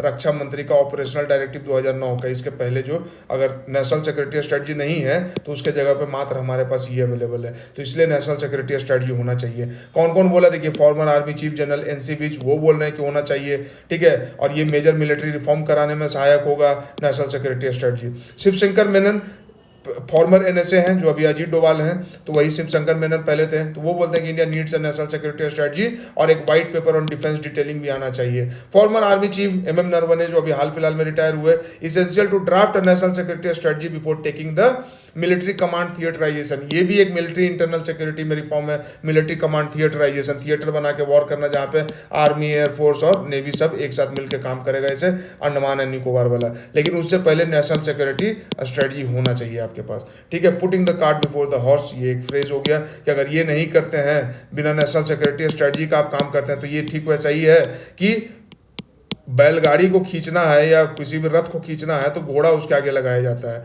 लेकिन अगर आप घोड़ा आगे लगाने का मतलब क्या हुआ कि नेशनल सिक्योरिटी स्ट्रेटजी, अगर ये नहीं है तो मिलिट्री थिएटराइजेशन करने का कोई फायदा नहीं है। इसका मतलब ये हुआ कि आप घोड़ा से काठ को नहीं खींच रहे हैं, काठ से घोड़ा को खींच रहे हैं, ठीक है। Why did India never have a national security strategy, तो वो भी आपको बता दिए, हेजिटेशन था पॉलिटिकल लेवल पे, ठीक है, कोई भी अकाउंटेबिलिटी लेना नहीं चाहता था, lack of cohesiveness, whole of government effort नहीं था, मिनिस्ट्री वाइज एफर्ट चलता है और बहुत सारी चीज़ों में चलता है, एंड दैट्स वाई ये हाल है। प्याज का अगर आप दाम देखेंगे तो ये आर्टिकल आप खुद से पढ़ लीजिएगा, इसको हम टेलीग्राम पे भी डाल देते हैं, इसको पढ़ लीजिएगा, आपको समझ में आ जाएगा, ठीक है। अब एआई पे है, तो एआई देखिए जितना भी एआई समिट हुआ है अभी लंदन में हुआ है, ठीक है। अब ये पीछे एक एक्सप्लेन आया था आर्टिकल मेरे ख्याल से 4 तारीख के आसपास, ठीक है। अब कोशिश करते हैं उसको भी थोड़ा सा बना देंगे अलग से, नेशनल सिक्योरिटी स्ट्रेटजी वाला तो खैर डिस्कस हो ही गया। तो ब्लिट्ज़ पार्क है यहाँ पे लंदन में। वर्ल्ड वॉर 2 के समय जो है ना, जर्मनी और जर्मनी का जो भी सपोर्टिंग वाला था कंट्री, ठीक है ना, एक्सिस फोर्सेस, उसका जो भी इंफॉर्मेशन ट्रांसमिट होता था तो उसको डिक्रिप्ट करने के लिए, उसको इंटरसेप्ट करने के लिए यही इसी पार्क में बिल्डिंग बनाया गया था, इस वाले एरिया में, जिसको कि ब्लिट्ज़ पार्क बोलते हैं या जो भी प्रोनाउंसिएट करते होंगे इसको।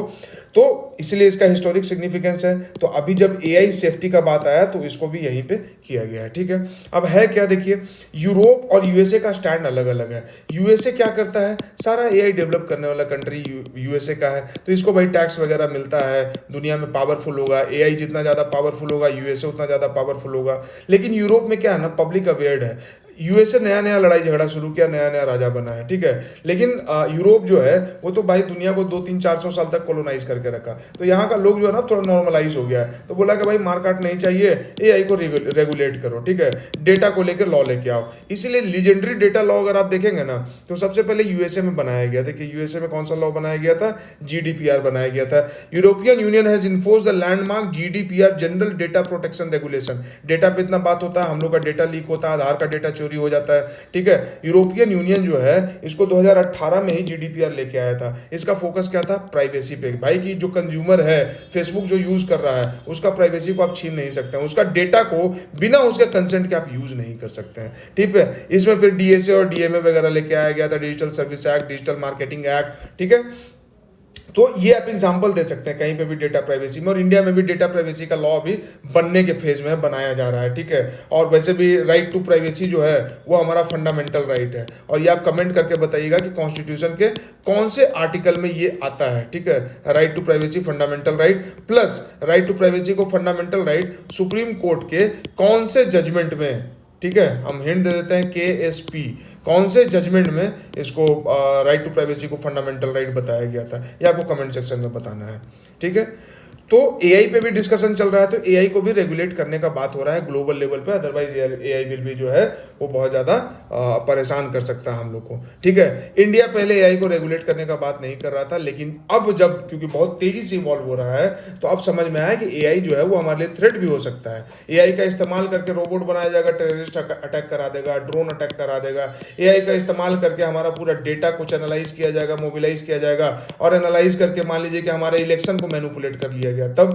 तो इसलिए एआई को रेगुलेट करना जरूरी है ग्लोबल लेवल पे, ये गवर्नमेंट्स का ऐसा सोचना है। हालांकि जो कंपनी एआई डेवलप कर रही है तो उनका कहना है कि नहीं, जो ट्रेडिशनल कंपनीज हैं वो हमें ग्रो नहीं करने देना चाहती हैं, और इसलिए ये सब तरह का अफवाह उड़ाया जा रहा है कि एआई जो है वो ह्यूमन इंटेलिजेंस को रिप्लेस कर देगा, एआई जो है वो बहुत सारे इलीगल काम में यूज होगा, एआई से जो है दुनिया को, ग्लोबल कम्युनिटी, ग्लोबल ह्यूमैनिटी को थ्रेट है, ठीक है। तो ये दो अलग अलग पर्सपेक्टिव है, 3-4 आर्टिकल ऐसे पढ़िएगा आप तो आपको समझ में आ जाएगा, ठीक है। ये जो पूरा आर्टिकल है इसमें इनका महानुभाव का क्या कहना है? इनका कहना है कि अगर इंडिया को इन्वेस्टमेंट चाहिए तो मार्केट को खोलना पड़ेगा। आप अपने करेंसी को एकदम फ्री छोड़ दीजिए, रुपी को फ्री छोड़ दीजिए कि रुपी का वैल्यू डॉलर के मुकाबले क्या रहेगा। इसमें आरबीआई का कोई इंटरवेंशन नहीं होना चाहिए, गवर्नमेंट का कोई इंटरवेंशन नहीं होना चाहिए, और तब जाके लोग जो है ना वो पैसा इन्वेस्ट करना शुरू करेंगे इंडिया में कस के, ठीक है। और इंडिया में बहुत पोटेंशियल है, इंडिया में एफडीआई आने का, एफपीआई आने का बहुत ज़्यादा पोटेंशियल है, ठीक है। और वो सब यूज होगा इंफ्रास्ट्रक्चर डेवलप करने में और बाकी चीज़ों को डेवलप करने में, बट उसके लिए मार्केट को लिबरलाइज करना पड़ेगा, मार्केट को ओपन करना पड़ेगा। अब लिबरलाइजेशन का मतलब क्या हुआ? एलपीजी आपने नाम सुना होगा, नहीं सुना होगा तो जब आप स्टैटिक पढ़ेंगे इकोनॉमी तो उसमें आपको मिलेगा 1991 में इंडिया में एलपीजी किया गया, लिबरलाइजेशन, प्राइवेटाइजेशन एंड ग्लोबलाइजेशन, यानी हमारे देश को ओपन कर दिया गया मार्केट को कि बाहर से पैसा आएगा, बाहर से कंपनी आएगी। और इसीलिए एलपीजी के बाद का जो हम लोग जनरेशन है, हम लोग टीवी, कंप्यूटर, मोबाइल सब मिला, लेकिन उसके पहले वाले को देखेंगे तो चीजें स्मगल की जाती थी, ठीक है। कपड़ा तक स्मगलिंग होता था, ठीक है। स्मगलिंग का मतलब सिर्फ गांजा चरस का स्मगलिंग और ड्रग्स का स्मगलिंग नहीं होता है, रेडियो का, घड़ी का, टीवी का स्मगलिंग होता था, ठीक है। तो मार्केट को खोला गया, कंपनी सब आया, प्राइवेटाइज किया गया, सब चीज सरकार अपने अंडर में रखती थी, तो वो फिर प्राइवेट लोगों को करने देना शुरू कर दी। जैसे आप देखिए बड़ा बड़ा पुल, बड़ा बड़ा ब्रिज जो है वो प्राइवेट कंपनी बनाती है। और ग्लोबलाइजेशन मतलब कि ग्लोबल मार्केट से जुड़ना है, आइसोलेट होकर अलग नहीं रहना है। एलपीजी हुआ था तो उसी के कंटिन्यूएशन में बोला जा रहा है कि आपने पूरी तरह से मार्केट नहीं खोला, अभी और खोलने का जरूरत है। तो आप देखते हैं ना कि एफडीआई का लिमिट लगाया हुआ रहता है, 100% एफडीआई तो सारे चीज में तो लगभग अब तो अलाउ कर दिया गया, लेकिन अगर आप पिछले 7-8 साल या 10 साल का ट्रेंड देखेंगे तो एफडीआई ग्रेजुअली ओपन किया गया है। पहले 20% एफडीआई अलाउड था, फिर 30 कर दिया गया सेक्टर वाइज, उसके बाद 50 किया गया। बहुत सारा क्रिटिकल जो है उसमें अभी भी मात्र 70% है, मतलब 25% जो है वो इंडियन पैसा ही लगेगा, मैक्सिमम जो विदेशी पैसा लगेगा वो 75% लगेगा। तो अगर बोलेंगे कि क्या कि इंडिया पूरी तरह से ओपन मार्केट है, तो नहीं, पूरी तरह से ओपन नहीं है, 75% ही ओपन हुआ ना, 25 तो बाकी रह गया। तो ये चीज़ है, तो इनका कहना है कि मार्केट को ओपन कीजिए, ठीक है। ये देखिए REITs और इनवाइट्स, ये ट्रस्ट बनाया गया, क्यों? ताकि इसमें प्राइवेट लोग जो है ना वो पैसा डाले, कंपनी पैसा डाले, और वो पैसा का यूज जो है इंफ्रास्ट्रक्चर डेवलप करने में हो, और इस इंफ्रास्ट्रक्चर से जो प्रॉफिट अर्न होगा वो प्रॉफिट को इन्वेस्टर्स को बांटा जाएगा, ठीक है। यही काम था, ट्रस्ट बनाया गया था सरकार के द्वारा। तो बहुत अच्छा काम कर रहा है, ठीक है। इसमें खूब पैसा आ रहा है। क्यों आ रहा है? क्योंकि भाई इन्वेस्ट हो रहा होगा, लोग को अपना प्रॉफिट समझ में आ रहा होगा, दिख रहा होगा, तो इसलिए अब प्रॉफिट क्यों होगा? तो ये जो काम करेगा वो काम अच्छा हो रहा होगा। और इसका क्या काम है, तो इंफ्रा डेवलप करना है, रोड, बिल्डिंग, है ना, रिन्यूएबल एनर्जी लगाना, पावर प्लांट लगाना, वैसे चीजों को, इंफ्रास्ट्रक्चर को, मूलभूत संरचना, मूलभूत ढांचा को खड़ा करना। तो राइट्स और इनवाइट्स, ठीक है, अच्छा परफॉर्म कर रहा है, strong demand of infrastructure, attractive return मिल रहा है इस पे इन्वेस्टर्स को, और फेवरेबल गवर्नमेंट पॉलिसी, सरकार भी चाहती है कि इसमें खूब पैसा आए और इंफ्रास्ट्रक्चर में खूब डेवलपमेंट हो, तो इसलिए ये ट्रस्ट अभी खूब चल रहा है, इसमें खूब पैसा इन्वेस्ट हो रहा है और खूब रिटर्न मिल रहा है। ठीक है, ये है बेसिक लब्बो लुआओ। Both the central government and the state government continue to focus more on infrastructure project. ठीक है, और यही चीज जब आप देखेंगे ना, तो यहाँ पे देखिए कैपेक्स एक्सपेंडिचर के बारे में, क्या स्टेट का कैपिटल एक्सपेंडिचर, तो कैपिटल एक्सपेंडिचर इंफ्रास्ट्रक्चर के लिए ही होता है। तो देखिए कैसे ये सब चीज रिलेट हो जाता है। खैर, अब थोड़ा इनवाइट्स और उसमें देख लेते हैं कि थोड़ा सा अंतर यहाँ पे दिया हुआ है कि InvITs have been more popular than REITs, यानी इन्वेस्ट इन इंडिया ट्रस्ट जो है वो ज्यादा पॉपुलर है रियल एस्टेट इन्वेस्टमेंट ट्रस्ट के मुकाबले। क्यों? क्योंकि इनवाइट्स जो है ना, एक तो कि वाइडर चीजों में इन्वेस्ट करता है, road, highway, bridge, railway, power transmission line, renewable energy project में गैस पाइपलाइन, सब चीज में इन्वेस्ट कर रहा है। तो भाई अपॉर्चुनिटी ज्यादा है जब ज्यादा चीज में इन्वेस्ट कर रहे हैं। तो दूसरा क्या है कि इनकम टैक्स पेमेंट जो है ना ट्रस्ट के लेवल पे, वो उससे एग्जेम्प्टेड है, मतलब ये जो ट्रस्ट पैसा कमा रही है उस पर इनकम टैक्स नहीं लग रहा है, उससे एग्जेम्प्टेड है। तो भाई उससे भी पैसा बच रहा है, तो प्रॉफिट ज्यादा बन रहा है, तो इसलिए ये ज्यादा फेमस है। ठीक, बाकी ऐसे एग्जाम्पल मेंस में आपको देना है कि सरकार क्या कर सकती है, तो सरकार खुद से खर्च करने के अलावा मार्केट से पैसा उठा सकती है, इनवाइट्स और REIT जैसा ट्रस्ट बना सकती है। ठीक है, तो ये था इस आर्टिकल का मतलब। ठीक है, यहाँ बाकी स्टेट कैपिटल एक्सपेंडिचर जो है वो बढ़ रहा है, तो स्टेट एक्सपेंडिचर कर रहा है इंफ्रास्ट्रक्चर पे, कैपिटल एक्सपेंडिचर, कैपेक्स शॉर्ट में इसको बोलते हैं। ठीक है, तो ये काफ़ी अच्छा एग्जाम्पल है, और इसमें बिहार जो है वो भी, वहाँ पे भी कैपिटल एक्सपेंडिचर बढ़ा है। ठीक है, keeping in mind the fund crunch faced by the state को जो फंड का क्रंचिंग है ना, तो सेंटर जो है ना एलोकेशन इंक्रीज कर दिया है under the schemes for special assistance. ठीक है, तो बेसिकली इस आर्टिकल से यही समझ में आया कि भाई कैपिटल एक्सपेंडिचर करना है और स्टेट और सेंट्रल गवर्नमेंट कर रही है, और कैपिटल एक्सपेंडिचर होगा तो रोड बनेगा, रेलवे बनेगा, स्कूल का बिल्डिंग बनेगा, हॉस्पिटल का बिल्डिंग बनेगा, है ना, पार्क बनेगा, पावर ट्रांसमिशन लाइन बनेगा, नया रेलवे बनेगा। तो इससे क्या है, एक तो इकोनॉमी को बूम मिलेगा, और इतने क्षेत्र में लोगों को रोजगार मिलेगा, इतने कंज्यूमर्स को सर्विस मिलेगा। ठीक है, तो हमारा इकोनॉमी बूम करेगा। ठीक है, हमारा इकोनॉमी आगे बढ़ेगा, इकोनॉमिक ग्रोथ रेट अच्छा होगा। Centre has raised the capital expenditure target, कितना, $10 ट्रिलियन। ठीक है, जिसमें कि $1.3 ट्रिलियन जो है स्टेट को लोन दिया गया है कैपिटल एक्सपेंडिचर के लिए फाइनेंशियल ईयर 2024 में। ठीक है, $10 ट्रिलियन। तो अगेन ये डेटा बहुत इंपॉर्टेंट है, इसको आप कोट कर सकते हैं एग्जाम में। ठीक है, तो ये था ये आर्टिकल।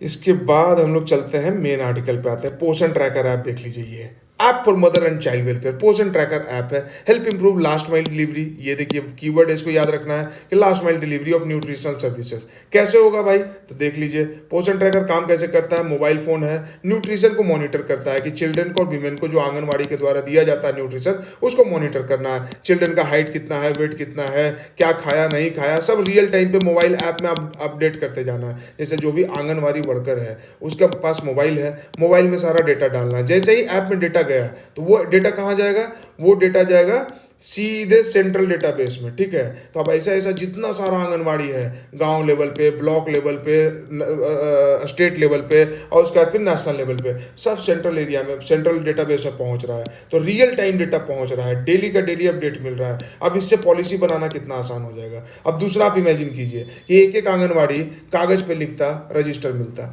अब आंगनवाड़ी वाला तो ब्लॉक में जाएगा भाई। ठीक है, तो 10, 20, 50 आंगनवाड़ी वाला एक ब्लॉक में गया, फिर 50 ब्लॉक वाला जो है वो अपना सब डिविजनल मजिस्ट्रेट को देगा, फिर वहां से डीएम के पास जाएगा, फिर सारे स्टेट का डीएम का एक जगह जमा होगा, फिर पूरा स्टेट जैसे जमा किया तो ये सारा स्टेट मिलके सेंटर में जमा करेगा। तो कितना कॉम्प्लेक्स प्रोसेस हो गया और कितना डिले होगा। तो मतलब कि हम 2 साल, 3 साल, 1 साल पीछे डेटा में चलेंगे। अभी जो डेटा कलेक्ट हुआ वो 1 साल के बाद हमको मिलेगा देखने के लिए। ठीक, तो जो पॉलिसी बनाएंगे वो 1 साल डिलेड रहेगा। बट रियल टाइम डेटा जब यूज करते हैं तो पॉलिसी क्या है, रियल टाइम बन पाता है। तो ये इसका इंपॉर्टेंस है। ठीक है, अब देखिए यहाँ पे क्या है। ठीक है, ट्रांसपेरेंसी, अकाउंटेबिलिटी क्रिएट करेगा। ट्रांसपेरेंसी तो आ ही गया कि क्या खाने को मिला, क्या नहीं मिला। अकाउंटेबिलिटी भी कि काम हुआ तो ठीक है, नहीं हुआ तो क्यों नहीं हुआ। ठीक है, delivery to the last mile. Malnutrition in India है तो सही बात है, हंगर है, भुखमरी है, माल न्यूट्रिशन है, अंडर 5 डेथ है, स्टंटिंग है, चाइल्ड वेस्टिंग है, मास वेस्टिंग है। ठीक है, real time monitoring of more than 50% of children in the country, ये अभी जो अप्लाई किया गया है उससे 50% से ज़्यादा चिल्ड्रन को मॉनिटर किया जा सकता है, किया जा रहा है। तो बहुत बड़ा अचीवमेंट है कि रियल टाइम में 50% of children are getting monitored. ठीक है, पोषण ट्रैकर डैशबोर्ड जो है बनाया गया है, वो कैप्चर करता है स्टेट एंड डिस्ट्रिक्ट लेवल का data, national state and district level का डेटा, वही जो आपको भी बताया उससे, number of beneficiary, nutritional outcome, ठीक है, सब कुछ। A real time feedback loop for front line functionaries to prevent malnutrition by identifying children। तो malnutrition तो ऑब्वियस सा बात है प्रिवेंट होगा, हंगर प्रिवेंट होगा, है ना। Migration facilities for beneficiaries who move to another anganwadi centre within और आउटसाइड द स्टेट। अब देखिए माइग्रेट कर रहा है, अब वो कागज पत्र वाला काम करेगा तो कितना मुश्किल है। अपना गांव का मुखिया से लिखवाइए, फिर जहां जा रहे हैं तमिलनाडु तो वहां जाके लिखवाइए, ऑफिस में जमा कीजिए, तामा झामा। लेकिन पोषण ट्रैकर ऐप से कितना सीमलेसली और स्मूथली ये काम हो जाएगा। ठीक है, डेटा का क्वालिटी भी अच्छा रहेगा। और डेटा का क्वालिटी का थोड़ा इशू होता है कि अब बच्चा नहीं भी खाया है तो आंगनबाड़ी वाले जो करप्शन कर रहे हैं तो वो दिखा देंगे कि हाँ भाई 5-5 अंडा खिलाए हैं और एकदम ग्रीन वेजिटेबल खिलाए हैं, जबकि वैसा हकीकत में है नहीं। तो उसके लिए फिर आगे काम होगा, लेकिन अभी ये है। इंडोनेशिया में इस तरह का चीज़ को अप्लाई किया गया था। तो जब मॉडल लिखा जाता है ना, तो इस तरह का मॉडल में आप दे सकते हैं कि इंडोनेशिया इस मामले में इंडिया के जैसा कंपनी है हंगर और मालन्यूट्रिशन को लेके, तो इंडोनेशिया में ये चीज़ अप्लाई किया गया था ऑनलाइन ट्रैकिंग के लिए और बहुत बहुत कारगर रहा था। Found that the mobile phone app improve the accuracy of growth monitoring for children particularly under weight by 80% on an average. तो इतना डेटा याद रखने का जरूरत नहीं है, बस आप ये याद रख सकते हैं कि इंडोनेशिया में इस तरह का इनिशिएटिव लिया गया था। अब यहाँ पे देखिए दो वर्ड है, स्टंटेड और वेस्टेड। तो देख लीजिए, Poshan tracker the app automatically calculate whether child has low height for age. तो जिस एज में जितना हाइट होना चाहिए अगर उससे कम है, इसका मतलब कि बच्चा स्टंटेड है। जिस एज में जिस हाइट के हिसाब से जितना वेट होना चाहिए अगर वो नहीं है, यानी बच्चा वेस्टेड है। लंबा है, एकदम पतला दुबला सुखड़ू सा है, यानी वेस्टेड बच्चा है। ठीक है, 10 साल का बच्चा है लेकिन लंबाई ही नहीं बढ़ रहा है तो स्टंटेड बच्चा है। ठीक है, और ये पूछा जा सकता है, ये पूछा जाता है क्योंकि चाइल्ड के माल न्यूट्रिशन को कैप्चर करने के लिए स्टंटेड, वेस्टेड, अंडर 5 डेथ, ठीक है, और ये मेन पैरामीटर्स होता है। ठीक है, चाहे यूनाइटेड नेशन यूज करे, चाहे इंडिया में यूज किया जाए, चाहे कोई भी कंट्री यूज करे, ये डेटा, ये जैसे एयर के लिए एयर क्वालिटी इंडेक्स यूज करते हैं ना, उसी तरह से ये यूज करते हैं। तो ये पूछा जा सकता है प्रीलिम्स में। Mix beneficiary wise data that is observed on the ground. तो वही डेटा का ही बात बोला गया। टाइमलीनेस है, ठीक है, real time transmission of data to local, state and national office. Indian context में अगर देखें तो आंगनवाड़ी वर्कर्स आर ओवरबर्डन। तो इंडियन कंटेक्स्ट का बात कर रहा है, आंगनवाड़ी वर्कर है, एक वर्कर है, 50 बच्चा उसके जिम्मे में है, एक पूरा गांव है। तो थोड़ा सा इसको रैशनलाइज करना पड़ेगा, आंगनवाड़ी वर्कर बढ़ाना पड़ेगा। फीडबैक टू इंप्रूव, उनको फीडबैक, जब वो अच्छा फीडबैक देंगी तभी तो इंप्रूवमेंट होगा। तो इसलिए उनका स्किल बिल्डिंग करना पड़ेगा, उनको टेक्निकल असिस्टेंट देना है, उनको टेक्निकली साउंड बनाना है। ठीक है, India's पोषण tracker represent a groundbreaking initiative in monitoring the nutritional status of women and child on a large scale। तो ये सब देखिए कंक्लूजन में यूज किया जाता है। जब आप किसी भी मेंस का जब आप आंसर लिखते हैं ना, तो इस तरह के लाइन से कंक्लूड करना होता है। Data serves as a tool not a goal in itself. Data मिल रहा है लेकिन डेटा को चाटेंगे क्या, डेटा को पॉलिसी बनाने में यूज करना है। तो डेटा अपने आप में क्या है, डेटा कुछ नहीं है। टेक्नोलॉजी अपने आप में क्या है, कुछ नहीं है। जब तक टेक्नोलॉजी का सकारात्मक पॉजिटिव यूज नहीं होगा तब तक हमारा गोल जो है, हमारा अंतिम लक्ष्य जो है वो प्राप्त नहीं होगा। ठीक है, तो पोषण ट्रैकर अगर आपसे पूछ दिया जाए कि क्या किया जाता है, तो प्रीलिम्स का भी सवाल डील और मेंस का भी सवाल डील। ठीक है, clear and present danger. Antimicrobial resistance will require sustainable global and local commitment. Antimicrobial resistance क्या होता है? एंटीमाइक्रोबियल रेजिस्टेंस का मतलब होता है कि हमारे शरीर में होता है बैक्टीरिया, कुछ होता है गुड, कुछ होता है बैड। गुड वाला से तो दिक्कत नहीं है, जैसे दही वाला हमारे लिए फायदा वाला है। बैड बैक्टीरिया को फिर हम लोग क्या करते हैं, मेडिसिन खा के उसको मारते हैं, ठीक है, ताकि हम बीमार ना पड़े। लेकिन आप सोचिए कि अगर दवाई खा रहे हैं और इस बैक्टीरिया पे कोई असर नहीं हो रहा है, तब क्या होगा? फिर क्या बोलेंगे कि थोड़ा कड़ा वाला एंटीबायोटिक दीजिए भाई, थोड़ा स्ट्रॉन्ग एंटीबायोटिक दीजिए। स्ट्रॉन्ग एंटीबायोटिक मिला, खाए तो बैक्टीरिया मर गया और हमारा तबीयत ठीक हो गया। लेकिन अब आप सोचिए कि स्ट्रॉन्ग वाला भी एंटीबायोटिक है, वो भी अब बैक्टीरिया पे काम ना कर पाए, बैक्टीरिया उसको भी झेल जाए, तब क्या होगा? तब आप बीमार के बीमार रह जाइएगा। आपके लिए कोई दवाई ही नहीं होगा। तो आपको जो बीमारी होगा अगर वो जानलेवा रहा तो फिर जान चला जाएगा। ठीक है, तो इस प्रोसेस में ये बैक्टीरिया जो ये प्रॉपर्टी शो कर रहा है ना कि दवाई असर नहीं कर रहा है इस पे, इसको बोलते हैं एंटी माइक्रोबियल रेजिस्टेंस। क्यों होता है? इसलिए होता है कि आप मान लीजिए कि एंटीबायोटिक का आपको 5 दवाई खाना था, ठीक है, इससे बैक्टीरिया पूरी तरह से मारा जाता है।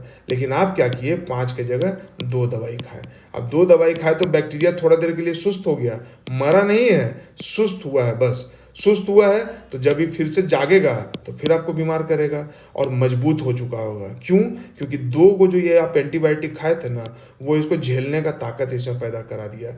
अब अगली बार जब आप यही वाला सेम दवाई खाइएगा ना, तो इस बैक्टीरिया पर असर नहीं करेगा, बहुत कम असर करेगा।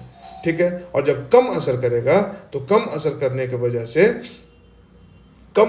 की वजह से ये ठीक नहीं हो पाएगा। तब फिर आप क्या बोलिएगा कि अब एंटीबायोटिक जो है ना थोड़ा कड़ा वाला चाहिए, तो कड़ा वाला खाइएगा तो फिर असर करेगा। लेकिन कड़ा वाला में भी 5 की जगह आप 2 ही खाइएगा तो उसके साथ भी यही प्रॉब्लम रह जाएगा और इस तरह से एंटीबायोटिक रेजिस्टेंस डेवलप होता है। क्यों होता है?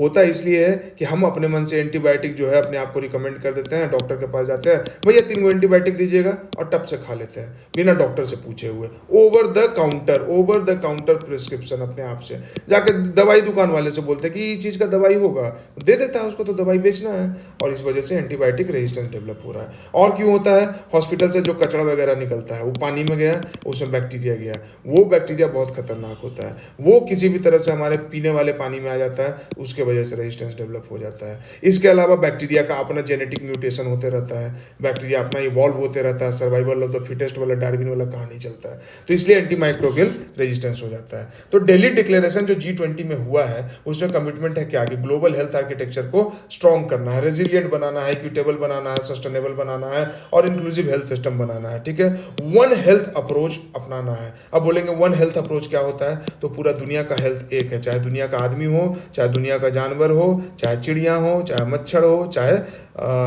पेड़ पौधा हो। ठीक है, तो planet, people, diversity, flora, fauna, सबका हेल्थ एक है, उसको बोलते हैं वन हेल्थ अप्रोच। ठीक है, कोविड क्यों हुआ? किसी जानवर से ही कोई वायरस निकला और वो वायरस पूरा इंसान को जख्मी कर दिया, घायल कर दिया, मार दिया। ठीक है, तो अगर इस जानवर का हेल्थ का ध्यान नहीं रखेंगे तो इस तरह का कोविड बार बार आते रहेगा। तो इसलिए वन हेल्थ अप्रोच को अपनाना है। प्रायोरिटाइज टेकलिंग एंटी माइक्रोबियल रेजिस्टेंस, ठीक है, थ्रू रिसर्च एंड डेवलपमेंट। इसके लिए नेशनल एक्शन प्लान बनाना बहुत जरूरी है। ठीक है, equitable access to safe, effective and affordable vaccines. Middle income countries, least developed countries और स्मॉल आइलैंड डेवलपिंग स्टेट्स में ये चीज़ करना और ज़्यादा जरूरी है। ठीक है, वन हेल्थ अप्रोच को अपनाना, वहाँ का हेल्थ इंफ्रास्ट्रक्चर को ठीक करना। लैंसेट जो कि मतलब कि हेल्थ रिलेटेड बहुत इंपॉर्टेंट मैगजीन है, इसको आप कोट कर सकते हैं अपने मेंस के आंसर में। तो इस रिपोर्ट में क्या बोला गया कि 4.95 million deaths were associated with bacterial AMR। Bacteria का जो एंटी माइक्रोबियल रेजिस्टेंस है ना, उससे लगभग 5 मिलियन यानी कि 50 लाख लोग का डेथ हुआ है। सोच लीजिए। ठीक है, 50 लाख लोग इस वजह से उनका डेथ हुआ है बैक्टीरियल AMR की वजह से। The magnitude is equal to that of disease such as HIV and malaria.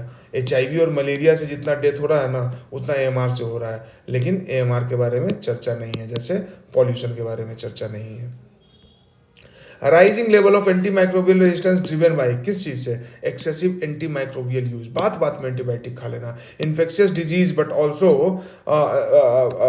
मतलब ये इन्फेक्शियस डिजीज को न केवल बढ़ाएगा बल्कि कैंसर ट्रीटमेंट को भी हैम्पर करता है। कैंसर भी ठीक होने में प्रॉब्लम करता है AMR, दवाई ही असर नहीं करेगा। G20 countries are home to over 60% of the world population. देखिए, इस बार सवाल आया था ना कि G20 जो है कितना परसेंट पॉपुलेशन है, BPSC में 69 में, और कितना परसेंट ग्लोबल GDP का कितना परसेंट है इसमें, तो यही सबसे सवाल बनता है। देख लीजिए, G20 countries are home to over 60% of world population. ठीक है, अफ्रीका का कितना है? तो 20% ऑफ ग्लोबल पॉपुलेशन अफ्रीका में अकेले है। ठीक है, अब करना क्या है? नेशनल एक्शन प्लान बनाना है, रीजनल एक्शन प्लान बनाना है, सबको कोऑर्डिनेट करा देना है, कोऑर्डिनेट करा के काम करना है। और इसके लिए पैसा कहाँ से आएगा? तो इंटरनेशनल फंडिंग करना है। जैसे क्लाइमेट चेंज के लिए इंटरनेशनल फंडिंग का जरूरत है, उसी तरह से एंटी माइक्रोबियल रेजिस्टेंस से लड़ने के लिए इंटरनेशनल फंडिंग का जरूरत है। पेटेंट में रिफॉर्म करना है। कोई कंपनी दवाई बना ले, पेटेंट करा दे, बोले नहीं देंगे किसी को, तो नहीं, पेटेंट का रूल थोड़ा सा लीनियंट होना चाहिए और अफोर्डेबल दवाई बनाने का सिस्टम डेवलप करना चाहिए। कोई पेटेंट करा ले बना के डेवलप करके और एवरग्रीनिंग करते रहे तो ये चीज नहीं चलेगा। अफोर्डेबिलिटी पे भी ध्यान देना होगा, इक्विटेबल हेल्थ केयर पे भी ध्यान देना होगा। ठीक है, India is the first country to develop a national action plan on AMR। ठीक है, तो देखिए इंडिया इसमें लीड ले रहा है, तो इंडिया दुनिया को रास्ता दिखा सकता है इसमें। ठीक है, लेकिन प्रॉब्लम क्या है, सब optimal implementation, absence of leadership and resources, special focus on surveillance हमें देना होगा। Intersectoral connection between human, animal, plant health and the environment, ये सब क्या है, intersectoral, animal sector, human sector, plant sector, environment sector, इस सब को आपको मिला के चलना होगा, यानी वन हेल्थ अप्रोच से आपको चलना होगा। ठीक है, इसके लिए एग्जांपल दे सकते हैं, फ्री डायग्नोस्टिक सर्विस जो कायाकल्प है वो इंडिया में चल रहा है, तो ये इसका एग्जांपल है कि कैसे सरकार जो है इस चीज़ को हैंडल कर सकती है। ठीक है, रेस्पॉन्सिबल बिहेवियर, एजुकेटिंग पीपल कि भैया अपने से डॉक्टर मत बनिए, ओवर यूजिंग एंटीबायोटिक्स नहीं करना है। ठीक है, जो जानवर है उसे दूध निकालने के लिए या जल्दी मुर्गा को बड़ा करने के लिए एंटीबायोटिक्स दे दिया जाता है, तो उसको कर्व करना जरूरी है। ठीक है, एकेडमिसिया और सिविल सोसाइटी को साथ में आना होगा, लोगों को अवेयर कराना होगा। अगर दुनिया में 50 लाख लोग मर रहे हैं 1 साल 2 साल में इसके वजह से, तो सिविल सोसाइटी को आना होगा आगे पोस्टर बैनर लेके कि भाई एंटी माइक्रोबियल रेजिस्टेंस के खिलाफ लड़ना बहुत जरूरी है, नया टेक्नोलॉजी डेवलप करना पड़ेगा, नया दवाई डेवलप करना पड़ेगा। ठीक है, और जैसे एग्जांपल दिया गया कि टीबी और HIV एड्स जो है ना वो बिना सिविल सोसाइटी के एंगेजमेंट के कंट्रोल में नहीं आता, सिविल सोसाइटी का एंगेजमेंट हुआ इसलिए HIV और टीबी कंट्रोल में आया है। ठीक है, AMR को कोविड से कंपेयर किया गया कि सेम ऑर्डर ऑफ मैग्नीट्यूड है, सेम डेंजर है। ठीक है, अब देखिए इंडोनेशिया में क्या किया गया कि नेशनल सर्विलेंस प्लान बनाया गया है। ऑस्ट्रेलिया क्या किया गया है, एनिमल हेल्थ को प्रायोरिटाइज किया गया है। ठीक है, और कमिट किया है कि एंटीबायोटिक यूज को रिड्यूस किया जाएगा लाइव स्टॉक में। लाइव स्टॉक को क्या होता है ना, बेसिकली एंटीबायोटिक देते हैं, लाइव स्टॉक क्या होता है, गाय है तो दूध ज्यादा देगी। ठीक है, अगर मीट प्रोड्यूसिंग एनिमल है तो उसमें मीट प्रोडक्शन बढ़ जाता है, उसका बॉडी का साइज बढ़ जाता है। ठीक है, और ऑस्ट्रेलिया न्यूजीलैंड जानते हैं कि लाइव स्टॉक का बहुत बड़ा बिजनेस है वहां पे। Brazil has shown reduction in antibiotic use in and UK and US are investing in research to develop new diagnostic drug and vaccine। ठीक है, तो ये काम चल रहा है। ठीक है, तो क्या काम चल रहा है उसमें ये एग्जांपल दे सकते हैं। इंडिया पहला कंट्री जो नेशनल एक्शन प्लान बनाए, ये एग्जांपल दे सकते हैं हेल्थ रिलेटेड जब आएगा। Surveillance, monitoring, responsible behaviour, encouraging collaboration, and India can lead the way in reducing the burden of AMR as India is first country to develop national action plan. ऐसा करके conclusion आप कर सकते हैं, इस तरह का सवाल अगर आता है तो। ठीक है, तो ये रहा इस आर्टिकल का मतलब। कोझिकोड वाला देखिए ये खुद से पढ़ लीजिएगा। ठीक है, ये आसान आर्टिकल है और ये भी लगभग आसान आर्टिकल है कि कैसे कोई लीडर जैसे पुतिन है तो वो अपने फायदा के लिए, शी जिनपिंग है तो अपने फायदा के लिए पूरा देश का रिसोर्स को यूज करते हैं, देश को वॉर में ढकेल देते हैं। नेतन्याहू इजराइल का है, वो देश को वॉर में ढकेल दिए। पैलेस्तीन का जो हमास है तो हमास का अलग अलग विंग है, तो हमास अपना रेलिवेंस बनाए रखने के लिए इजराइल पे अटैक कर दिया और बदले में इजराइल जो है वो आम पैलेस्टीनियन को मार रहा है। तो कैसे नैरो इंटरेस्ट जो है वो ह्यूमैनिटी को जियोपार्डाइज कर देता है, कैसे पावर हंगर जो है वो ह्यूमैनिटी को खराब कर देता है। और ये जो आपने पढ़ाई होगा कभी ना कभी कि power tends to corrupt and absolute power corrupts absolutely. Lord Acton historian थे, 1887 बोल के गए हैं, आज से लगभग 200 साल पहले, और वो कितना रेलिवेंट है। देखिए ये पावर करप्ट करता है माइंड को, और एब्सोल्यूट पावर मिल गया, 100% पावरफुल आप हो गए, सारा पावर आपके हाथ में, तो you will be corrupt absolutely. और अभी हमने फ्रंट में नरेश गोयल का एग्जाम्पल देखा था, जेट एयरवेज वाला, कि सारा डिसीजन वो अपने फैमिली में कंसंट्रेट कर दिए और करप्ट हो गए, और इसलिए मनी लॉन्ड्रिंग होने लगा, और इसलिए आज वो ईडी के हिरासत में है। Despotic power is always accompanied by corruption of morality. तो करप्शन ऑफ खाली पैसा का नहीं होता है, करप्शन ऑफ मोरालिटी होता है। देखिए आप सोचेंगे ये सब आर्टिकल क्यों पढ़ना है, इसको अगर आप पढ़ेंगे ना तो ऐसे लिखने का तरीका आपको डेवलप होगा कि ऐसे कैसे लिखा जाता है, कहानी को कैसे बताया जाता है। ठीक बात है, तो ये रहा आज का न्यूज़पेपर का डिस्कशन।